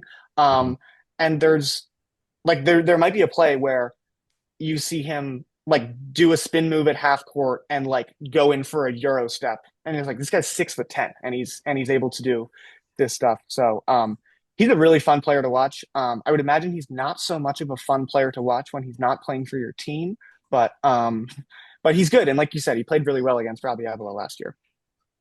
He's the kind of player watching last season where I think I turned to one of my friends and I was there every once in a while you come across a player that just kind of makes you jealous, right? I'm kind of we just never have a dude like that. He's a really good player, a really unique player. I actually like his game quite a bit. I knew he was good, but seeing him in person like that really opened my eyes. Yeah. I do want to circle back to Garrett Johnson now. He's still you mentioned his cancer, his ACL injury that have kind of delayed his career. He's still a bit of a mystery, right? Even though he's second on the team scoring this year, he's been really solid, consistent lately. I see him, he's a 6'8" matchup problem at guard. Is that about right? Yeah, that is about right. And that's one of the things that the coaching staff loves about him is he's a great three-point shooter. But they also, he can get to the rim pretty well, and he's just big, and he has this skill set that you more typically see with kind of a smaller player. Um, so he's a really fun player. He hasn't been, I don't know, there's just been something to me that's been a little off about him this year. But he's like you said, in recent games, he's started to find a little bit more of a rhythm. Um, so he's a good player, and he's someone that, like you said, becomes a matchup problem for St. Louis. Yeah, for sure. Tell us about the Treys, two guys who are appropriately named. Trey Autry, Trey Dinkins. They're also the best three-point shooters on the team. Autry's a returner, but SLU fans may also remember Dinkins from Duquesne. What else do they bring to GW besides just shooting ability? Yeah, so I would say that Dinkins is much more of a he'll probably handle the ball a lot more. It'll probably be Christian Jones, another guard, and Trey Dinkins. But Dinkins is an elite off the dribble three-point shooter, and Trey Autry's a little bit more kind of well-rounded. He's definitely a better offensive player than defensive player. His dad is actually the coach at Syracuse, Red Autry. Um, and they've got GW has gone to Trey Autry a decent amount in late game situations. So if it's a close game and GW needs a big shot, expect the ball to go to Trey Autry, or maybe Rafael Castro too. But Trey Autry had he pretty much won GW their first round A10 tournament game last year against Fordham. Yeah. He hit a bunch of huge shots late in the game. So he's probably the closest thing they have to a clutch shooter, but he's really good. I really like Trey Autry's game. He'll hit a bunch of three pointers. I don't know. I just like it especially when he's playing well. It just looks like he's having fun out there. Like you see him get this smile. I wouldn't be surprised if GW gets on a run or something if he turns to the St. Louis student section and has some words for them. Like he's a fun player. There was actually a bit of a controversy between him and the South Florida coach earlier this year, Mm. where the South Florida coach basically said to him, I hope your family's saved up enough money because your dad's about to get fired at Syracuse this year, which is pretty crazy. And I think Autry had maybe instigated it a little bit and had been talking throughout the game. But there was like almost a fight on the floor after the game because Brian Hodgson said this. So Trey Autry's a really fun player to watch. There's not many guys who you can give that specific insult to. Right, exactly. Your dad's about to be, because generally that dad would be coaching on the other sideline, right? Like a lot Right. of times players will play for their own dad. Yeah. So we were told coming into this season that GW invested heavily in NIL and that expectations were that this team would compete with the top few teams in the A10. How do you think the season has played out relative to those expectations, or were we hearing wrong? Was that kind of narrative overblown, maybe? No, they definitely have invested a lot more. I think you maybe heard a lot about it because GW just hasn't really been a school that has invested in their basketball at the Right. same level as some of the teams that have consistently been at the top of the A10. Um, but yeah, no, they're spending a lot of money. Rafael Castro got a bag to come back to GW. Like he got Yeah. a lot of money. Um, and they're sort of fortunate because they have the revenue sharing and no football, as is the case with a lot of other A10 schools. But frankly, it's I've been a little disappointed because it's clear that this team has the talent to be really good, and there were talks about at the beginning of the season, like, well, could they maybe make the NCAA tournament? Maybe like this is a team that has the talent to win the Atlantic 10, and where they've struggled, they have had a few sort of letdown games or maybe look ahead games. Like they had a terrible loss to Delaware, and they had a more excusable but still not a great loss to Davidson, um, both of which were at home. And they've also struggled in late game situations. Like that is something I would very much pay attention to if I'm St. Louis, especially when they're trailing.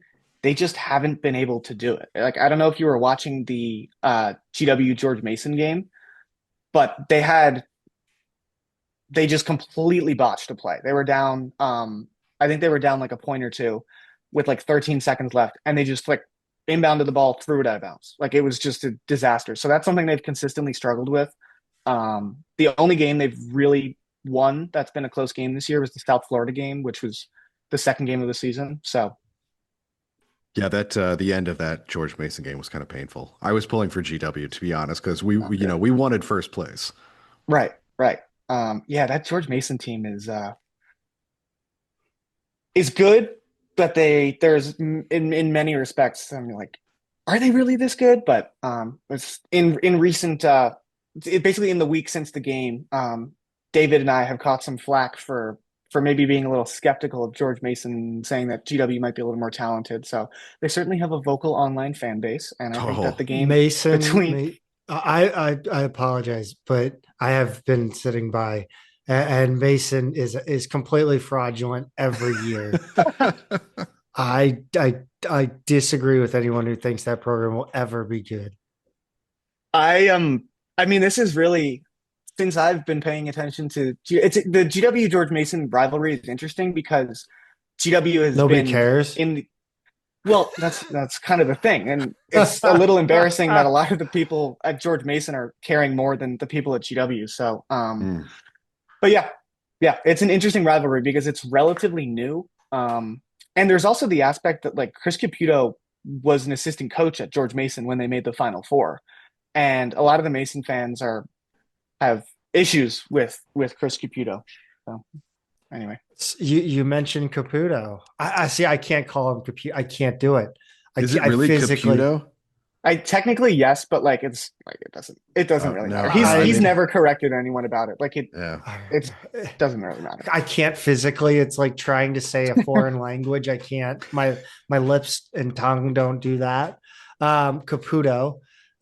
Is his seat like should he be concerned? Is his seat getting warmer? Like is GW kind of entrenched in kind of in for the long haul with him?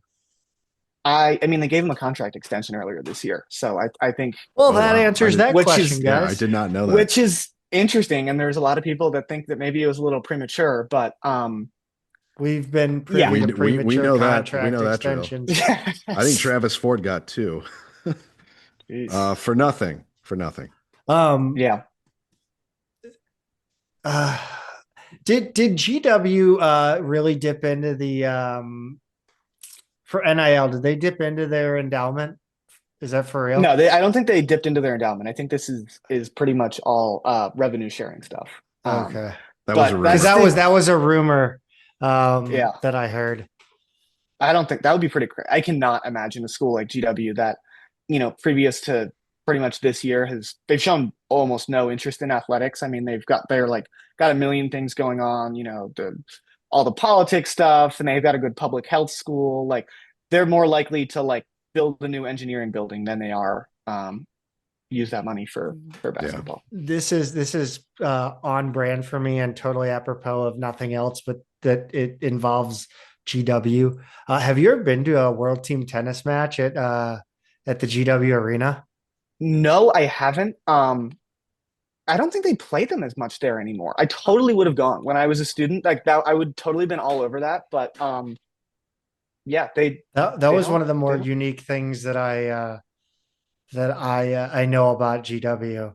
I love. Have you've seen the scoreboard falling? Oh, of course. Okay. Yeah. Okay. I I was, just trying to get a baseline of where you're I at. love that photo. Yeah, Um, no, that's a classic.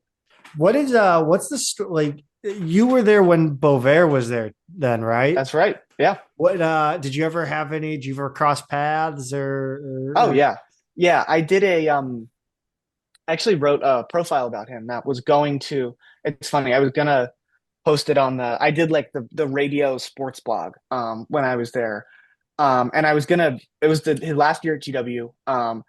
And I did a long interview with him, like over an hour, and we talked about everything. And he is great. And I didn't end up actually posting it because my friend Abe Rothstein had done one for A10 Talk earlier in literally like 2 days before me. And at the very end of the interview, the GWSID was like, you know that Abe was in here and is pretty much doing the exact same thing that you're doing, and posting it right now. And I was like, okay, well, that would have been good to know, but whatever. But he's a really interesting guy. The way that he thinks about basketball, I mean, he is obsessed with basketball. Like he told me that he would go home to his little apartment in DC and have like four screens, one of which had friends, and the other one of which had like a completely random game, like Cal Poly versus UC Santa Barbara. And Hey, then don't hate on UC Santa no, Babs. UC no, I'm just tried to pick no, I I'm know, just being shitty. um um and then on the other screen he's like cutting up tape. So he's truly obsessed with basketball. Yeah. He's a really good coach. He's a great addition for St. Louis. I was upset that we lost him. Yeah, we love them on staff. They've talked about that. They have like a text chain where they'll just it could be 1:30 in the morning and somebody sees a snippet of a set that they really like from the Spanish league, and all of Right. a sudden that's getting shared around. I mean, like they're just, they're real hoops junkies, really bad. So yeah, love that about Bovair and our current staff.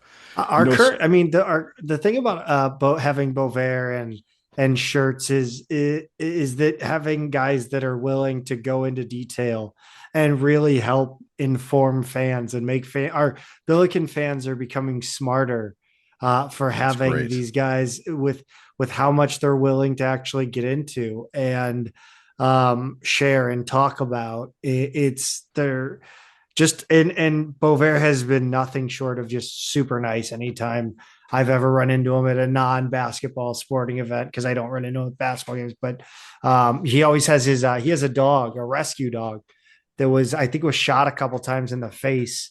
Yeah. Oh, Jesus. Yeah, Okay. and recovered. And so he's taking his dog in, and they're like best friends forever, man. That's great. Yeah. Yeah. I saw him at the A10 tournament in DC last year, and he was so nice. He was just like, "Oh, how are you? What are you up to? Blah blah blah." So, um, he's great, and like he is a ball knower, and so is Shirts. So I've seen some of those things, and it's nice to have a coach like that. That isn't just going to give you coach speak. They're actually going to tell you what's going on and keep you informed. We've kind of been joking all season, especially in the non-conference, as we looked at some of those point totals that George Washington was putting up, and Yeah. we kind of circled this date, like this game. Is it first to 100 wins? Do you think this is It going to might be? be. Do you think this We is going to did be that say kind that of about offensive shootout? VCU. We said that too. It doesn't Yeah. always pan out, but do you expect that for this game? And if you were forced to kind of make a prediction, what do you think about this one? I think it'll be high scoring. GW really has struggled to beat any team of quality without scoring a million points. Like they're going to have to score a lot of points if they want to win this game. Um, I do think St. Louis is going to win. I think St. Louis's defense is much better than GW's. It's actually interesting. Chris Computer was asked in the press conference about, oh, how do you think you match up with St. Louis and whatever, and he said he has followed Schertz's career and has a lot of respect for him. Talked about some of the similarities. Um, and he literally said, what St. Louis has done defensively, like I tell our guys, that's what we're looking to do. Like Mm.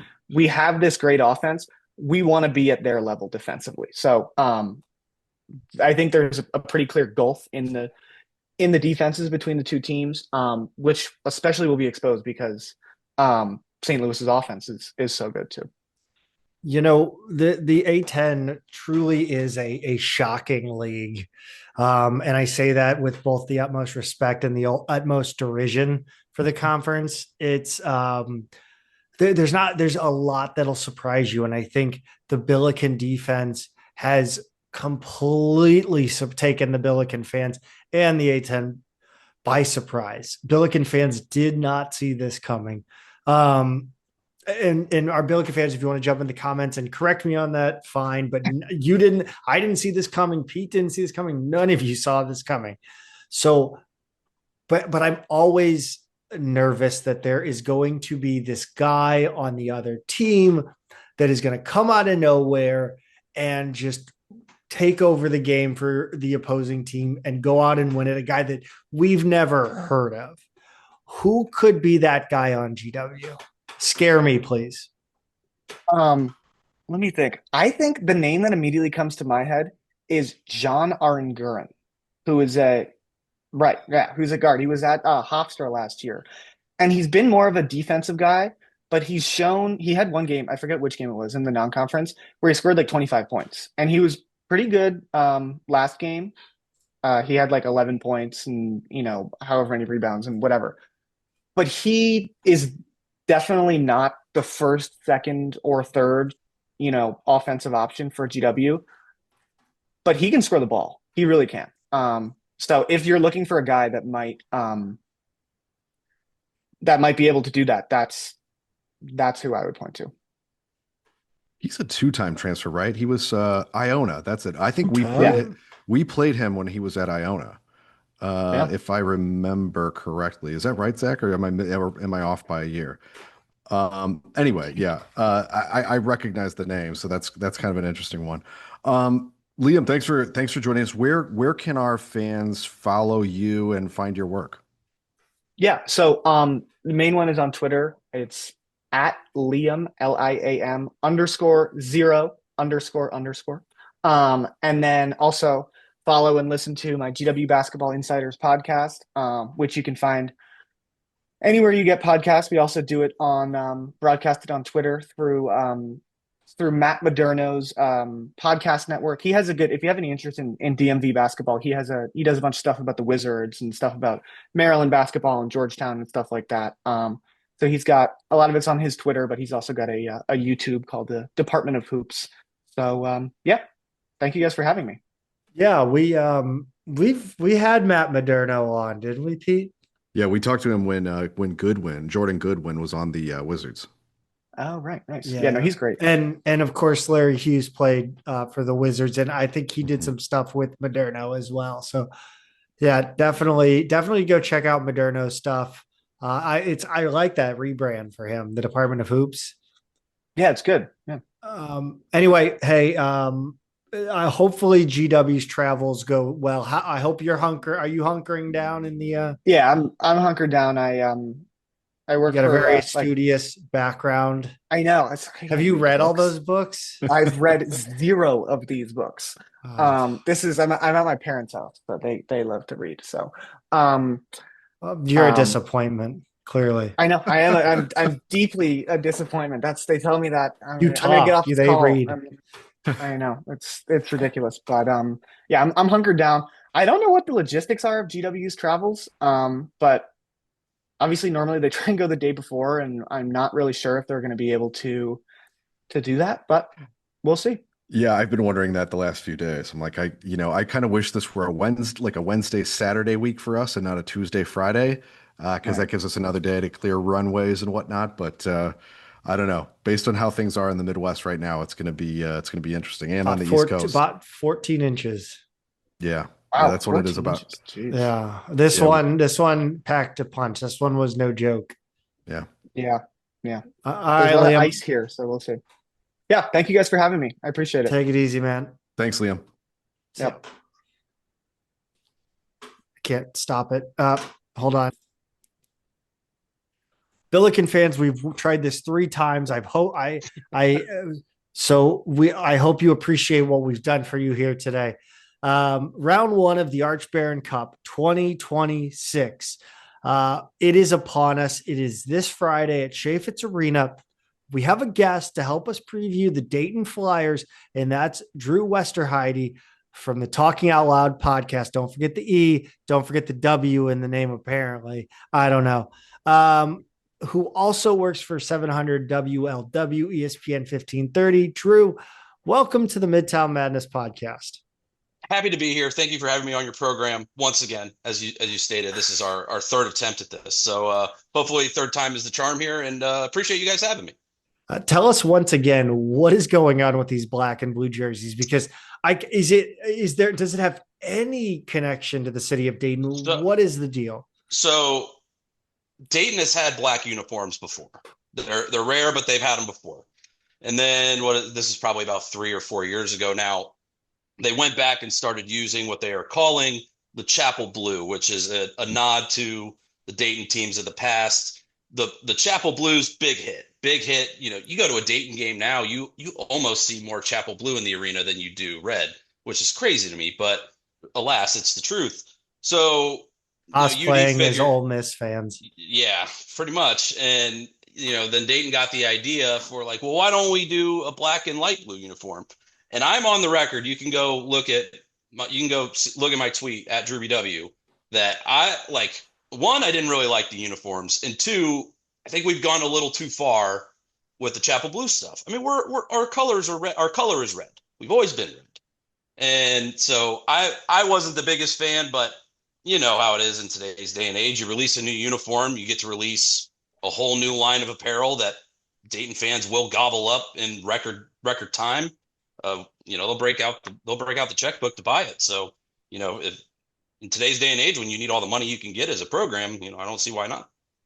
So you're more of a traditionalist, but were these? It sounds like these were pretty well received among the fan base. I would well received. There was definitely more positive reaction to it than negative. There were some people like me who are more traditional, but they'll probably wear them one more time this year if I had to guess. But I think the Chapel Blue uniforms are already a great alternate to use for those like big, like when St. Louis comes to the arena for the second round of the ABC. I don't want them to wear the black. Like I want them to wear the Chapel Blue because it feels like when they wear the Chapel Blues, it's like a 98% winning percentage in the Anthony Grant era since we started wearing those. So I like wearing those, but we'll see. Sounds like he didn't. He didn't wear them this week. No, he did not, and that's because it was the classic 2-game roadie in Philadelphia where a Dayton season goes to die. It's I've seen this movie before. I tweet before every game the Al Davis just win baby gif with some kind of tagline to it. And for the LaSalle game, I said this game terrifies me, Al. And then I sent the tweet, and then it took about 2 minutes into the contest to realize, yep, this is going exactly how I feared it was going to go. And it doesn't matter who you play. If you spot a team 22 points, you're going to lose because Dayton dominated them the rest of the game. But then you find yourself in that situation where it's a 2-point game with 3 minutes to go, and at that point, it's a coin flip of whether you're going to win the basketball game. And then you go to St. Joe's, thinking, all right, bounce back opportunity. It's a game you should win if being Dayton, you expect to win games like that. And then they just, they lay an egg, which is far too common. I'm sure you guys have seen this statistic. It is Anthony Grant's 16th sub 200 KenPom loss in his 9 years here. For context, Archie Miller, who was here for 5 or 6 years, and then Brian Gregory, who was here for 8, lost. We 4 love Brian Gregory combined. Yeah. They lost four games combined to sub 200 teams. I'm not an Anthony Grant hater, or whatever side of the aisle Dayton fans want to put themselves in. I'm not. I think he's a good guy. Are there better coaches in college basketball? Absolutely. Are there better coaches for Dayton? More than likely. But he's an alumni. He represents the university well, and he's recruited well. He's brought 2 of the best players the school's ever seen. But when you make 2 tournaments in 9 years, and this is going to be the second straight year where you start the year off well, and then you tank it in the Atlantic 10 season. Yeah. It gets old. It gets old, and I think the unrest is beginning to break contain a little bit. We are definitely seeing that online, and I kind of want to take the temperature here a little bit because we've had Sully on in the past, and I think where he stands by now. With he's Anthony made Grant. that pretty clear on his own. He has for a couple of years now. But yes. Where would you put yourself? I mean, it sounds like you're a little more of a supporter, but do you think it's time to move on? Yes. To answer your second question first, yes, I do think it's time to move on. In that, the post-2020 team, in those years after that, we failed to capitalize on that momentum. Now, obviously, the year after that is the COVID year, which is you go back and look at some of the records from teams for that year. Some teams handled it well, some teams didn't. Dayton was not one of them. And then, then you get Deron Holmes into the program. His freshman year, they famously lose the 3 bye games in a row at home. Mhm. So UMass Lowell, and I forget who the other 2 were. The UMass Lowell is seared into my brain forever. And then they go to Orlando and they beat Miami, Kansas, and a good Belmont team. And they are right on the outside looking in of the tournament that year, but the 3 bye game losses were too much to overcome. The following year, make the A10 championship, fall short to VCU, don't get in. Then they make the tournament. They go down by 20 points, 22 points, whatever it was, to Nevada, and stage an all-time comeback. I mean, without Kobe Brea making 5 threes in a 7-minute span, we're talking about Dayton getting blown out of the gym in their one tourney game with Anthony Grant. And he's also never made the tournament in back-to-back years at any stop he's been at. So I'm ready for a fresh start, especially with how different the landscape of college basketball is now. I want to see what it kind of looks like with a new voice leading the program. There's a lot of people that love familiarity with Dayton. They love the coach. They love the familiarity of it. They love that he's an alumni. Sweater vests. Yes, correct. And it's an uncomfortable thing. Dayton, and the other. Dayton hasn't fired a coach since the 90s. Purnell left. That's Gregory wild. left. Yeah. Miller left, and now Grant. So Dayton's never, we would be going into waters that have been uncharted for over almost 30 years. So, but with the way this is going, especially, Rhode Island comes to town on Tuesday. Archie Miller, who it's not going well for him either. But if you lose to Rhode Island and to Archie Miller, and then you stroll into Chaffetz on Friday night and just get your doors blown off, which is I'm sure we'll talk about it, but I think that's what's going to happen. Then it's going to get really, really ugly. So yesterday I went to watch the Dayton St. Joe's game. I hopped on the treadmill, fired up the TV. I was ready to watch it, ready to hate watch it. And I get Army Navy. Now, I think that is because of the weather. Yes. However, my question is, at that point, as a Billiken fan, if that's happening to my team, that is horrendous vibes. That is the worst vibes you can get. Oh my God, yeah. You already know you're going to lose that game. 100%. And that was one of the, because I did the same thing. I went to, CBS Sports, found Army Navy, and I was just like, oh, that ain't right. And then it clicked, like, oh, the start time got moved up, so they're on the app, which is where you never want to be. You never want to be on the app, whatever app that may be. So yeah, that's a whole other can of worms that you just know it's not going to go well for you when stuff like that is happening. What's it like? So the Billikens obviously laid it on Bonaventure in the same way that LaSalle did it in the first half. What was that first half like for you? Because honestly, I just was I was laughing. I'm sorry. Every time they would drain a 3, I would laugh. Like, that's the thing. I am not like, if you shouldn't be laughing at that. If it was VCU, if that was VCU, 100% I would have been laughing at that. And been St. Louis, I'd have laughed at that. You're well within your rights to laugh at that. I laughed at it when it got so bad that, like, I had people from work texting me like, "You're losing 33-10 to LaSalle. What is going on?" I'm like, that's the worst. When you start hearing from people that don't like, you're the Billiken guy or you're the Flyer guy, that is the worst. Well, and it's a unique situation for me because I work in radio, so I'm not dealing with people who aren't like aware of what they're seeing and what is going on. Now, it's free reign for them to make fun of me over public airwaves, which happens a lot. I mean, Dayton got their tails kicked by UC. I wore that for 2 weeks earlier on in the fall. So that's nothing new to me. But yeah, it stinks when you find yourself in that situation. And when it's one thing to, go down that bad to LaSalle. It's weird. Would have I rather them just like get beat by 25? Or like, am I happy that they clawed back and dominated the last 30 minutes of the game, ultimately to lose by 4? It's something I kind of went back and forth. But at the end of the day, like, losing to LaSalle is losing to LaSalle. It's just something you shouldn't do. When I look at this matchup, the thing I worry about, it has the potential to be infuriating for SLU fans. Dayton 100%. draws. Dayton draws a lot of fouls. They get to the free throw line a ton. They don't get called for many fouls at all. They're pretty disciplined.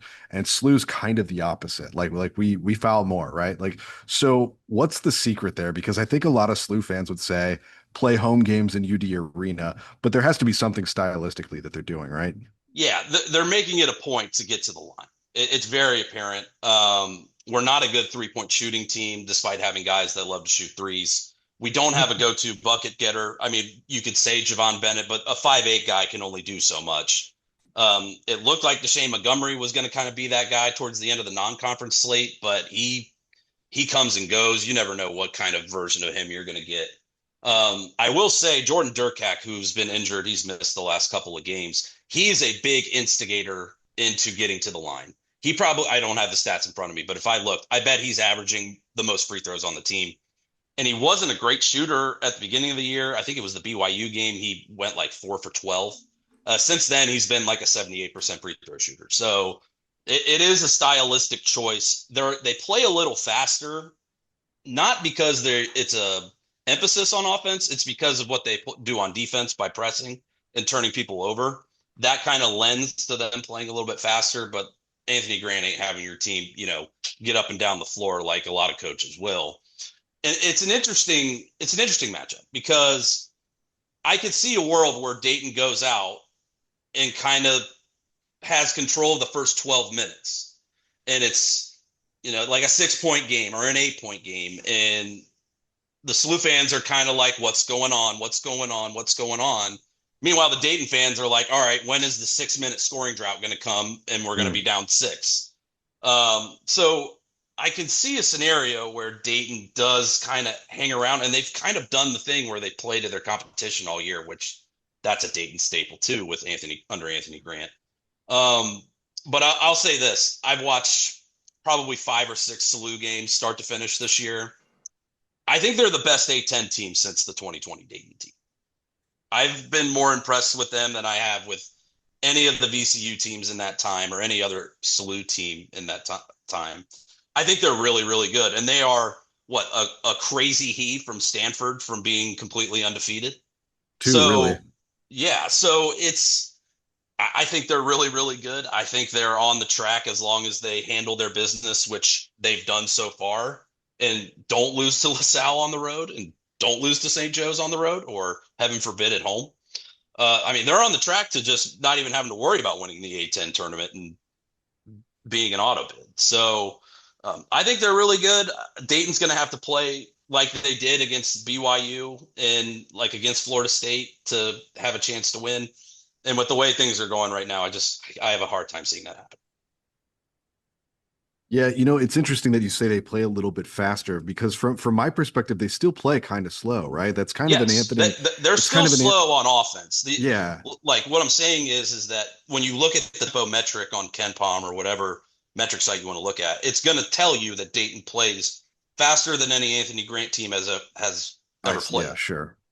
But that isn't a schematic offensive choice. That is happening because they press, and they've been pretty good at turning people over. They haven't been very good at it the last 2 games, and I think ultimately that is what's led to losing to 2 teams that, objectively I think Dayton is better than, but they haven't been able to turn teams over. And when they turn people over, that's when they play well. And that is another infuriating thing about Anthony Grant that people will tell you is you look at the roster and how they're constructed, they're kind of this team specifically is kind of built to play fast, with the athletic wings that they have with Javon Bennett running the show.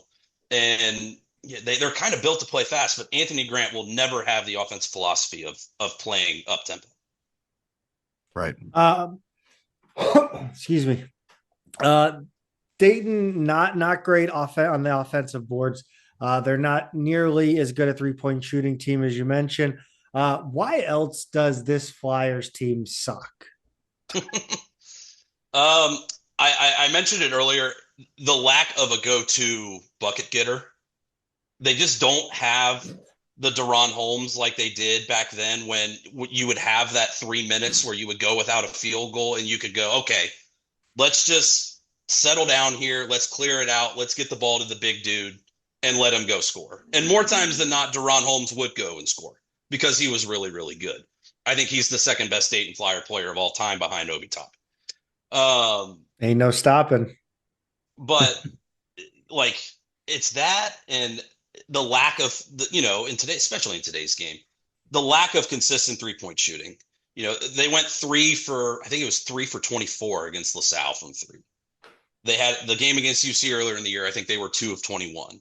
Like, they have games where they'll shoot well, and I think we have decent shooters, but they're just not a good collective shooting team. And the amount of like inside out, wide open 3 misses that Dayton has is staggering. Like, you watch a good team and you see like an offensive rebound kick out to a wide open guy for a 3, 90% of the time that's going in. For Dayton, that's like a 40% shot.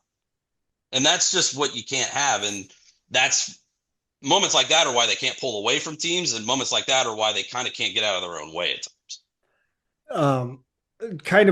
I'm curious what makes this SLU team, like, what do you think is They just the reason the Billikens will win?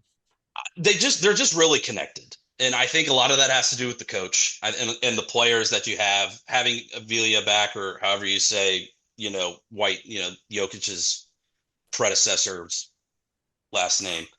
The one thing I will say, he's got to play better, because last year I remember watching you guys play those games against Dayton last year. I thought he sucked. If we're being honest here, he's played a lot better this year. I thought I was like, this is the dude that everybody was making a big deal about. He stunk against Dayton last year. Now he's played a lot better this year, and I expect him to play well on Friday. But the team itself, they look connected to me. And when I watch a lot of college basketball, especially when I'm at work and I've gotten, I'm working on some radio show that I really don't want to pay attention to. I've got a college basketball game on more times than not. And the times I've watched St. Louis, and granted, it's been the games they've played really, really well. And I just think that with the way they play, their style, with how Dayton's form is right now, more times than not, I can find a route to where like Dayton can win this game. I'm really, really struggling with finding that route. Javon Bennett has always been excellent against SLU in his Dayton career. So when you say you lack a bucket getter, I'm like, I've seen him do it. Latong was very good against us last year as a freshman. So SLU fans know about them. But what can you tell us about some of the newer arrivals to this team who we haven't seen head to head yet? So Bennett, you guys have known Bennett. Bennett has played well against SLU.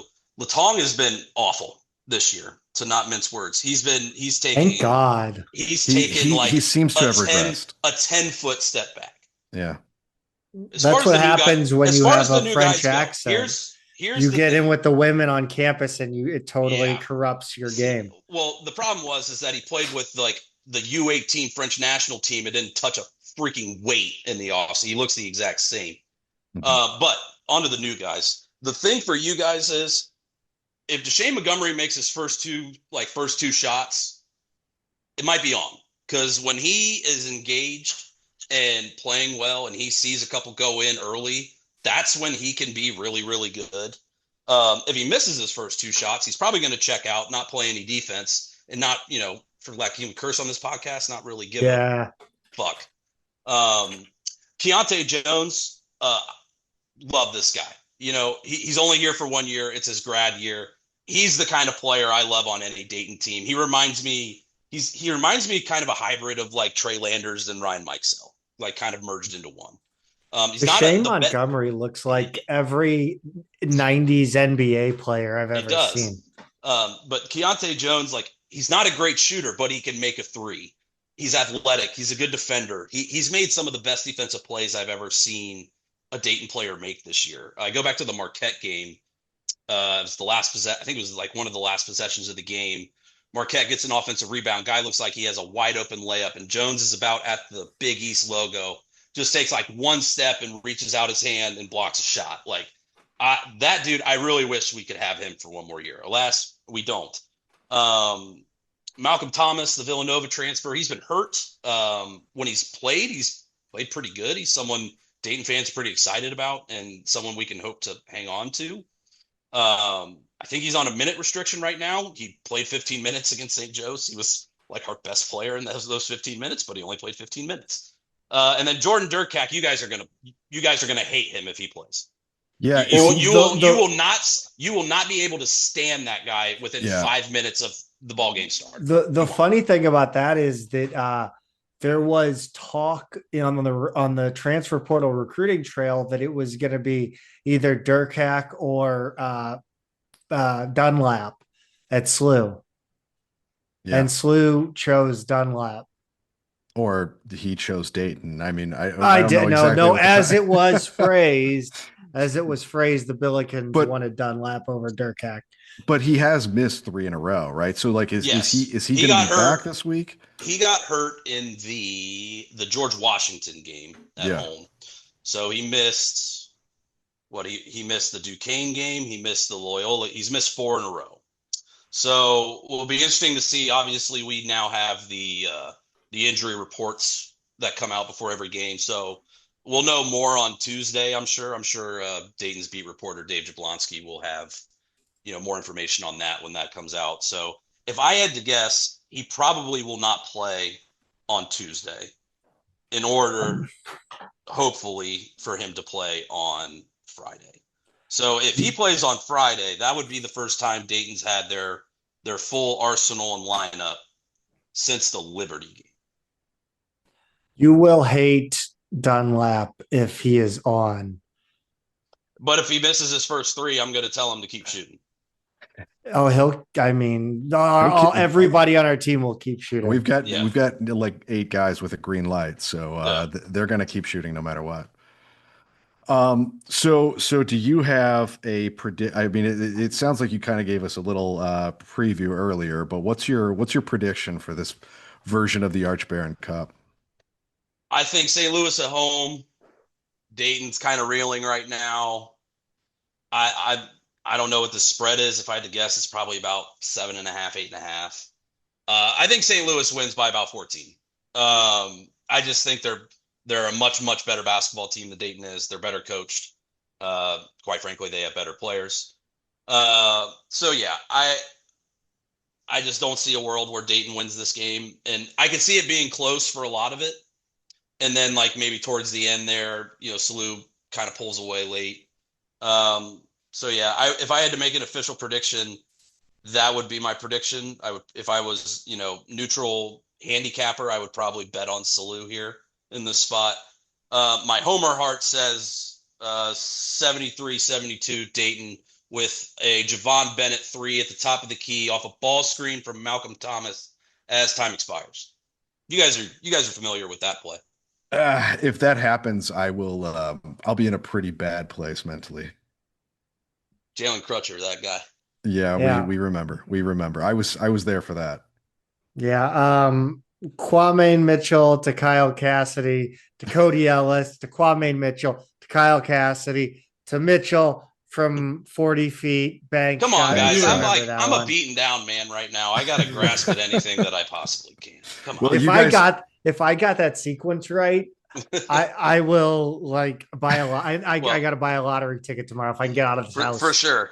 For sure. Well, you guys have certainly owned this rivalry. Well, that's what I was about to ask. You guys probably have the numbers in front of you. I know it feels like Dayton has kind of, run the ABC in the last 3 or 4 years. What do you have the exact record in the last 8 or 10?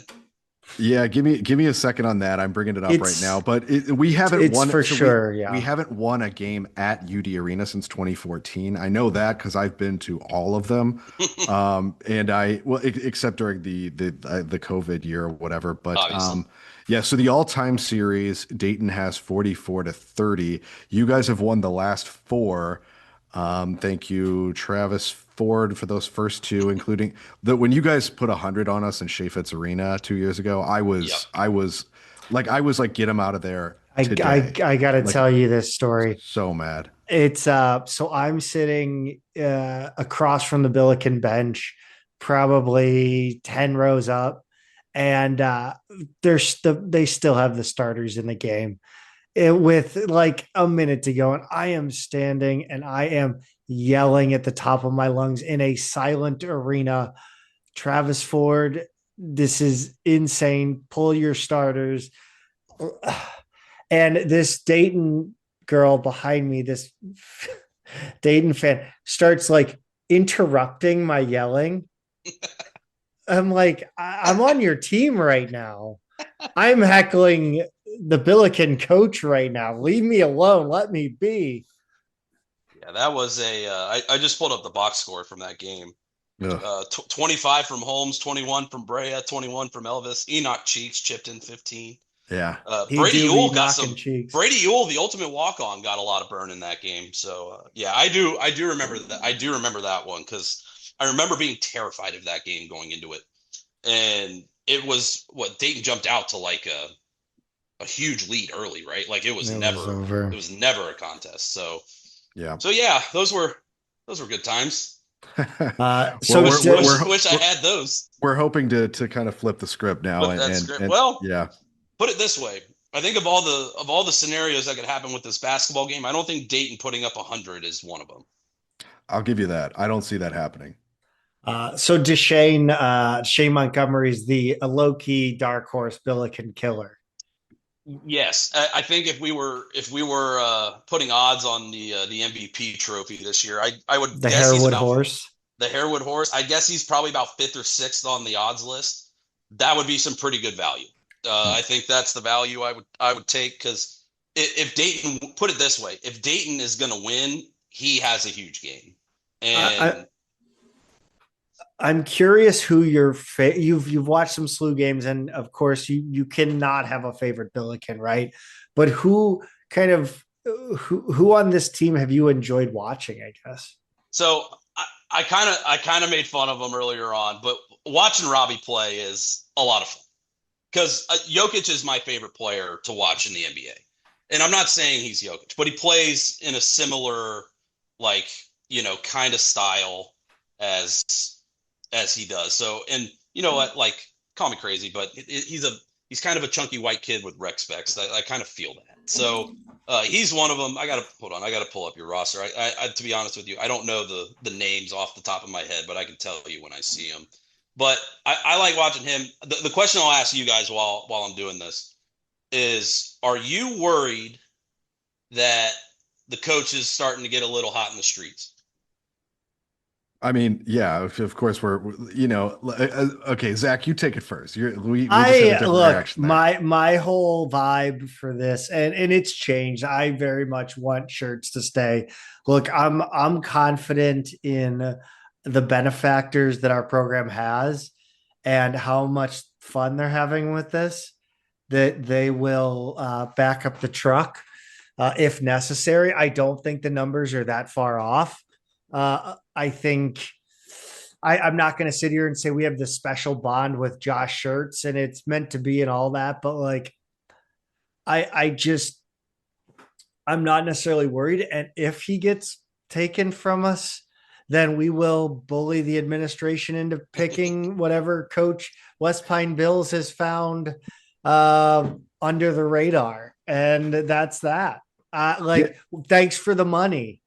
But that's the one thing I'll say is because we've had to fire 2 coaches in a row, and one of those, you eat a little bit of contract, and it was a tough call, who to hire after he was the associate head coach when Rick Majerus died, right? So he left that team on autopilot for 2 seasons. They did a great job, and then they just fell off a cliff. And then you hire Travis Ford, who shows these kind of early flashes of promise.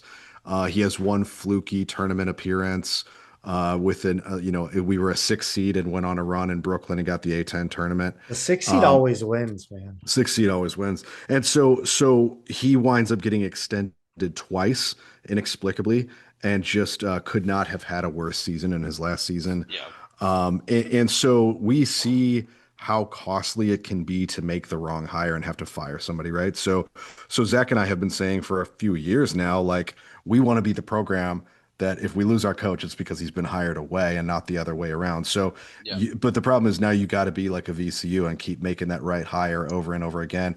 Right. The issue I have is like, so in theory, I completely agree with Zach. I just happen to really, really like the style of basketball that we are playing. Yes. And I've become Yeah. extremely attached to it in a short amount of time. So I'll be heartbroken if he goes, but know that it's a better situation than having to fire somebody.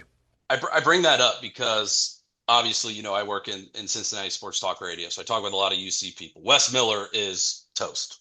Yeah, oh yeah. At UC. Yep. And the name that I have heard brought up by a lot of people, like within the not within the UC program. These aren't like official like channels, just like people with podcasts. People like, who would you want if you know, if when Wes gets let go? And he has been brought up countless times. Now, I mean, I'd argue coaching at St. Louis is probably a better job than coaching at Cincinnati right now. I don't disagree. But you don't know what's in a guy's head. Like, it's the Big 12.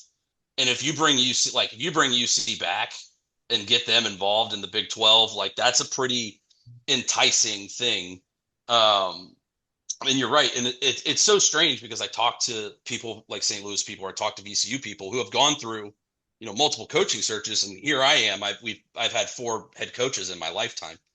And if something does happen, if Grant does get let go, for the first time, I've kind of been like keeping my eye out on like, all right, who could I envision like taking the Dayton job?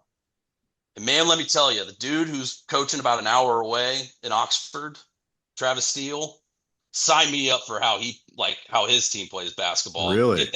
Get that going. Wow, See, that I'm feels super hot. I'm married to a Xavier fan, so I kind of have the anti-Travis Steele bias a little bit.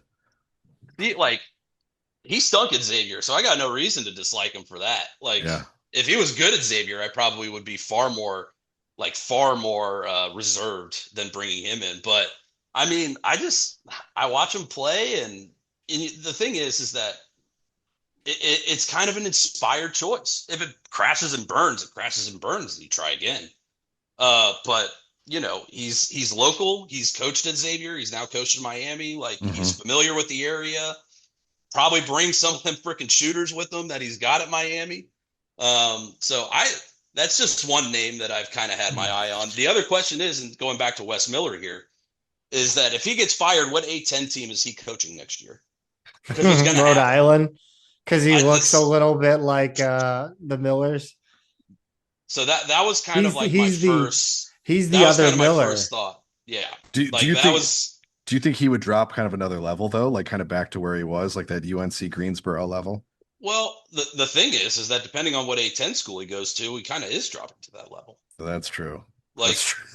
That's true. I mean, it's mean to say, and you know, we just lost to one of those programs, so you know, but it's the truth. Like, some of the programs in the A-10 are that level. But yeah, the thing about him is that he's very personable and he's a good recruiter, and I think you get into the Big 12, especially with some of these, like the talent that he goes up against on a night in, night out basis. And here's the thing, like, UC hasn't really gotten like blown out by the good teams they've played. I mean, they beat Iowa State at home.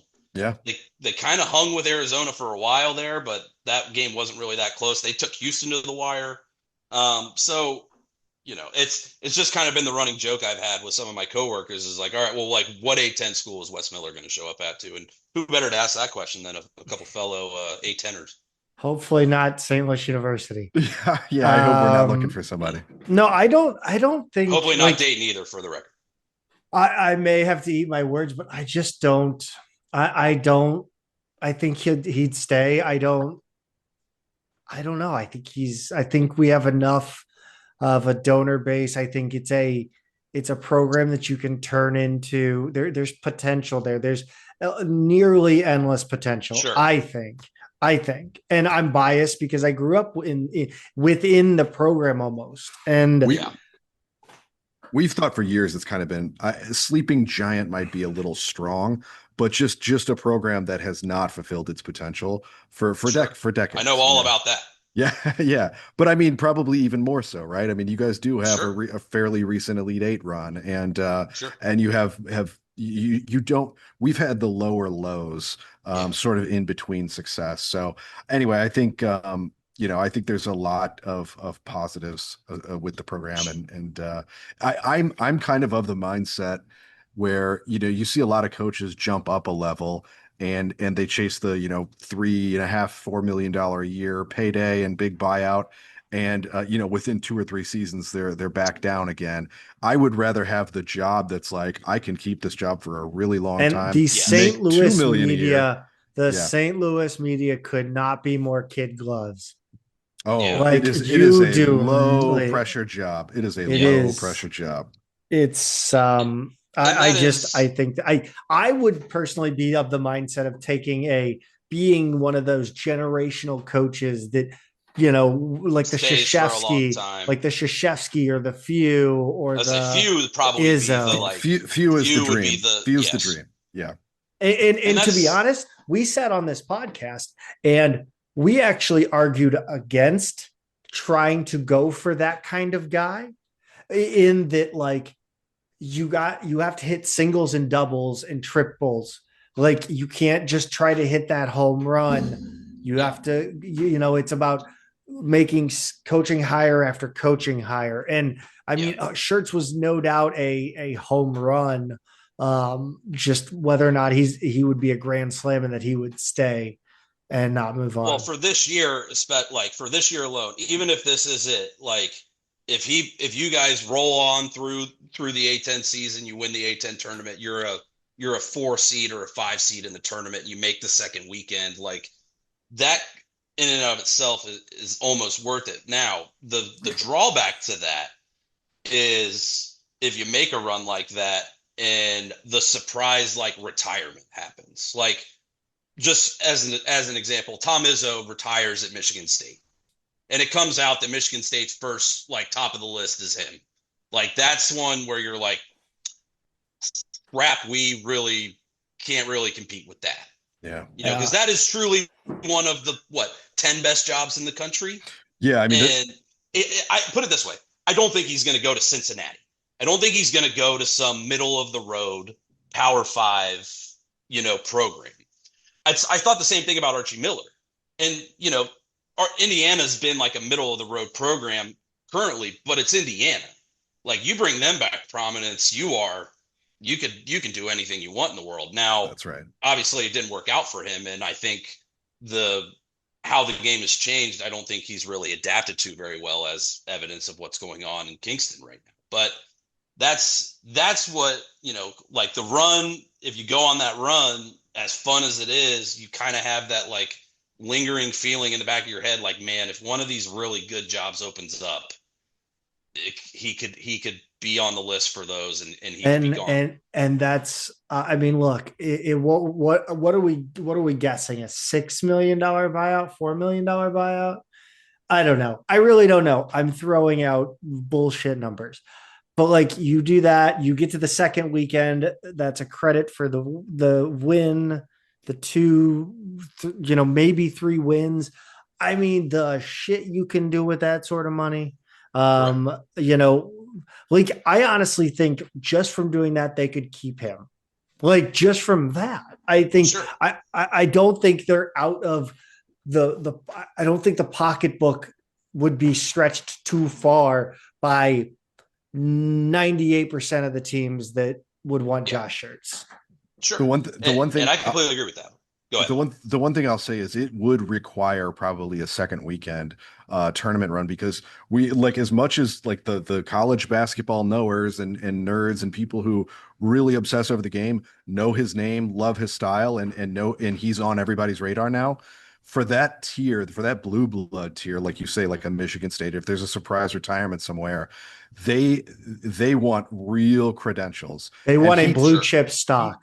That's right. He for sure. technically is not that yet, because he still doesn't have a tournament appearance. Agree. And that's why I caveated it with, like, let's say you made that second that's weekend. Right. That's right. That's when I'm not saying like if you guys flame out in the first round and then Izzo leaves, he ain't going to be on the top of that list. And again, I just to reiterate, like, I just don't he does not seem like the kind of cat, and you guys would know him better than I would, but he just doesn't look like a guy that's going to Georgia Tech. Yeah, and that's Well, why. Well, I mean, he went to Indiana State, which is a From D2. poverty program. I can see he gives me the vibes of a guy that is happy building from the ground up. So, I don't know. I really don't know. Yeah. No, it's just an Yeah. interesting thought exercise. Yeah, no, dude, this was awesome. I appreciate Yep. it. course. Drew, good luck against Rhode Island, I guess. Yeah, Yeah, gotta get thanks. We need it. Yeah, we're looking forward to the biggest game, the America's game. It's the biggest game Correct. in America that happens in the month of January. That's right. Well, thank you for joining the Midtown Madness podcast. It was great to Thank meet you for you. having Great me. to chat with you. Yes. Of course. Before Thanks for having me. I'm anytime you guys need me, I am a Twitter DM away. Yeah, so before we let you go, where can our listeners find you on social media, and where can they find your work? So you can go to I'm on Twitter at DrewBW, as DrEWBYW.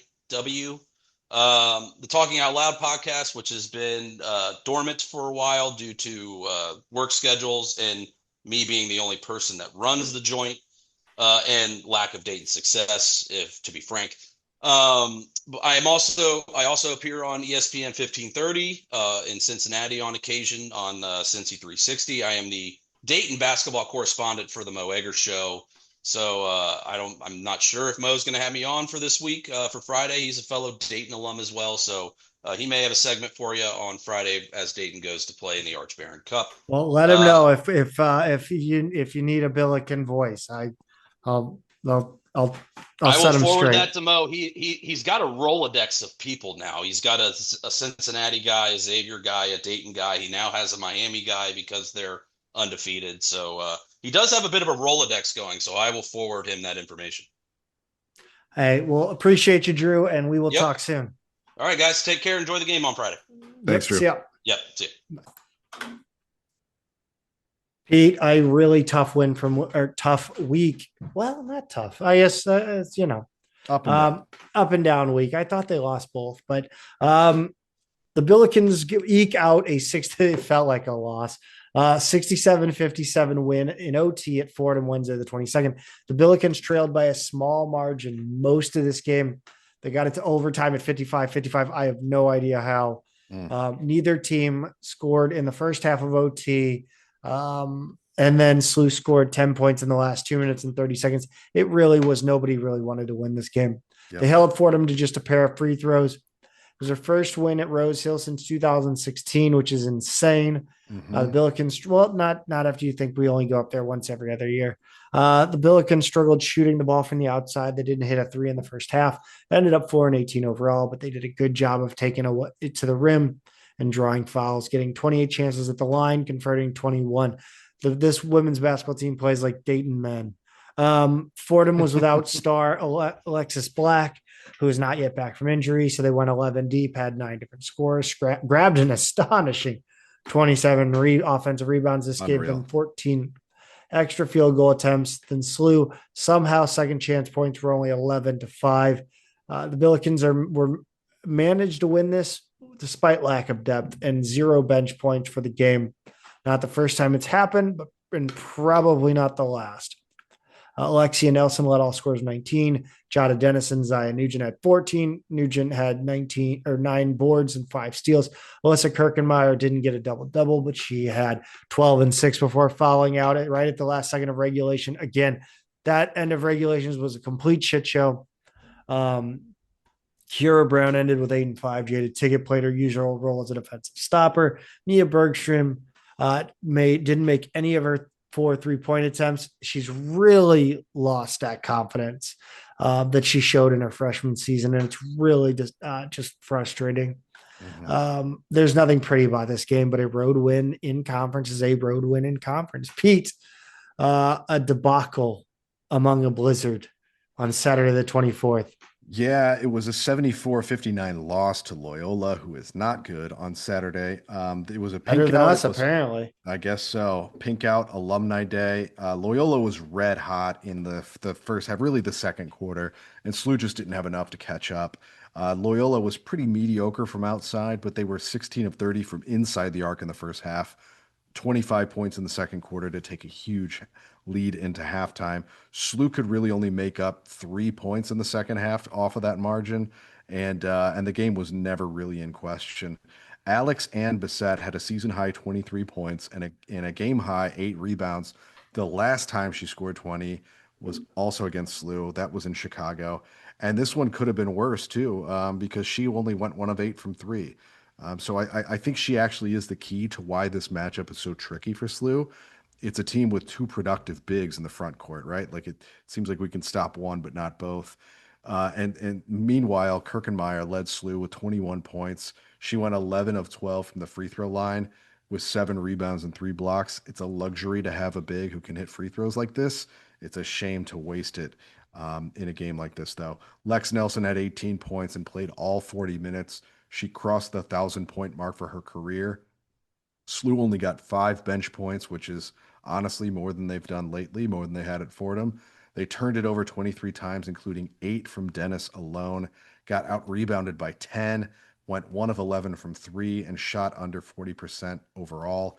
If there's one thing that went well, they got to the line a lot. But if you're going to catch up, you need offensive rebounds, you need forced turnovers, you need shot making, and none of those things really happen here. I think really, Zach, what is it about this typically crappy Loyola team that SLU just can't handle? I want to shout out Tim McKay. He sent us a message saying he was one of about 75 in attendance. He said Bissett gave them fits because SLU doesn't have a four who can match up with her, right? Going back to that earlier point, if they've got a good center, we can give her a game. But if they've got that power forward center, like a good front court is a tricky thing for this team with SLU's lack of depth. And then he also added that SLU got killed on the boards. Making just one 3-pointer doesn't help, and that they need to feed Kirkenmeyer more. So, no argument with any of that. I think Tim nailed it. Next up, the Billikens will head to GW Wednesday, the 28th. They are 11-11, 3-6 in league play. Inconsistent team. They turn it over a ton, don't force a lot of turnovers. Solid rebounding and shot blocking team with some size. Again, SLU struggle with two bigs.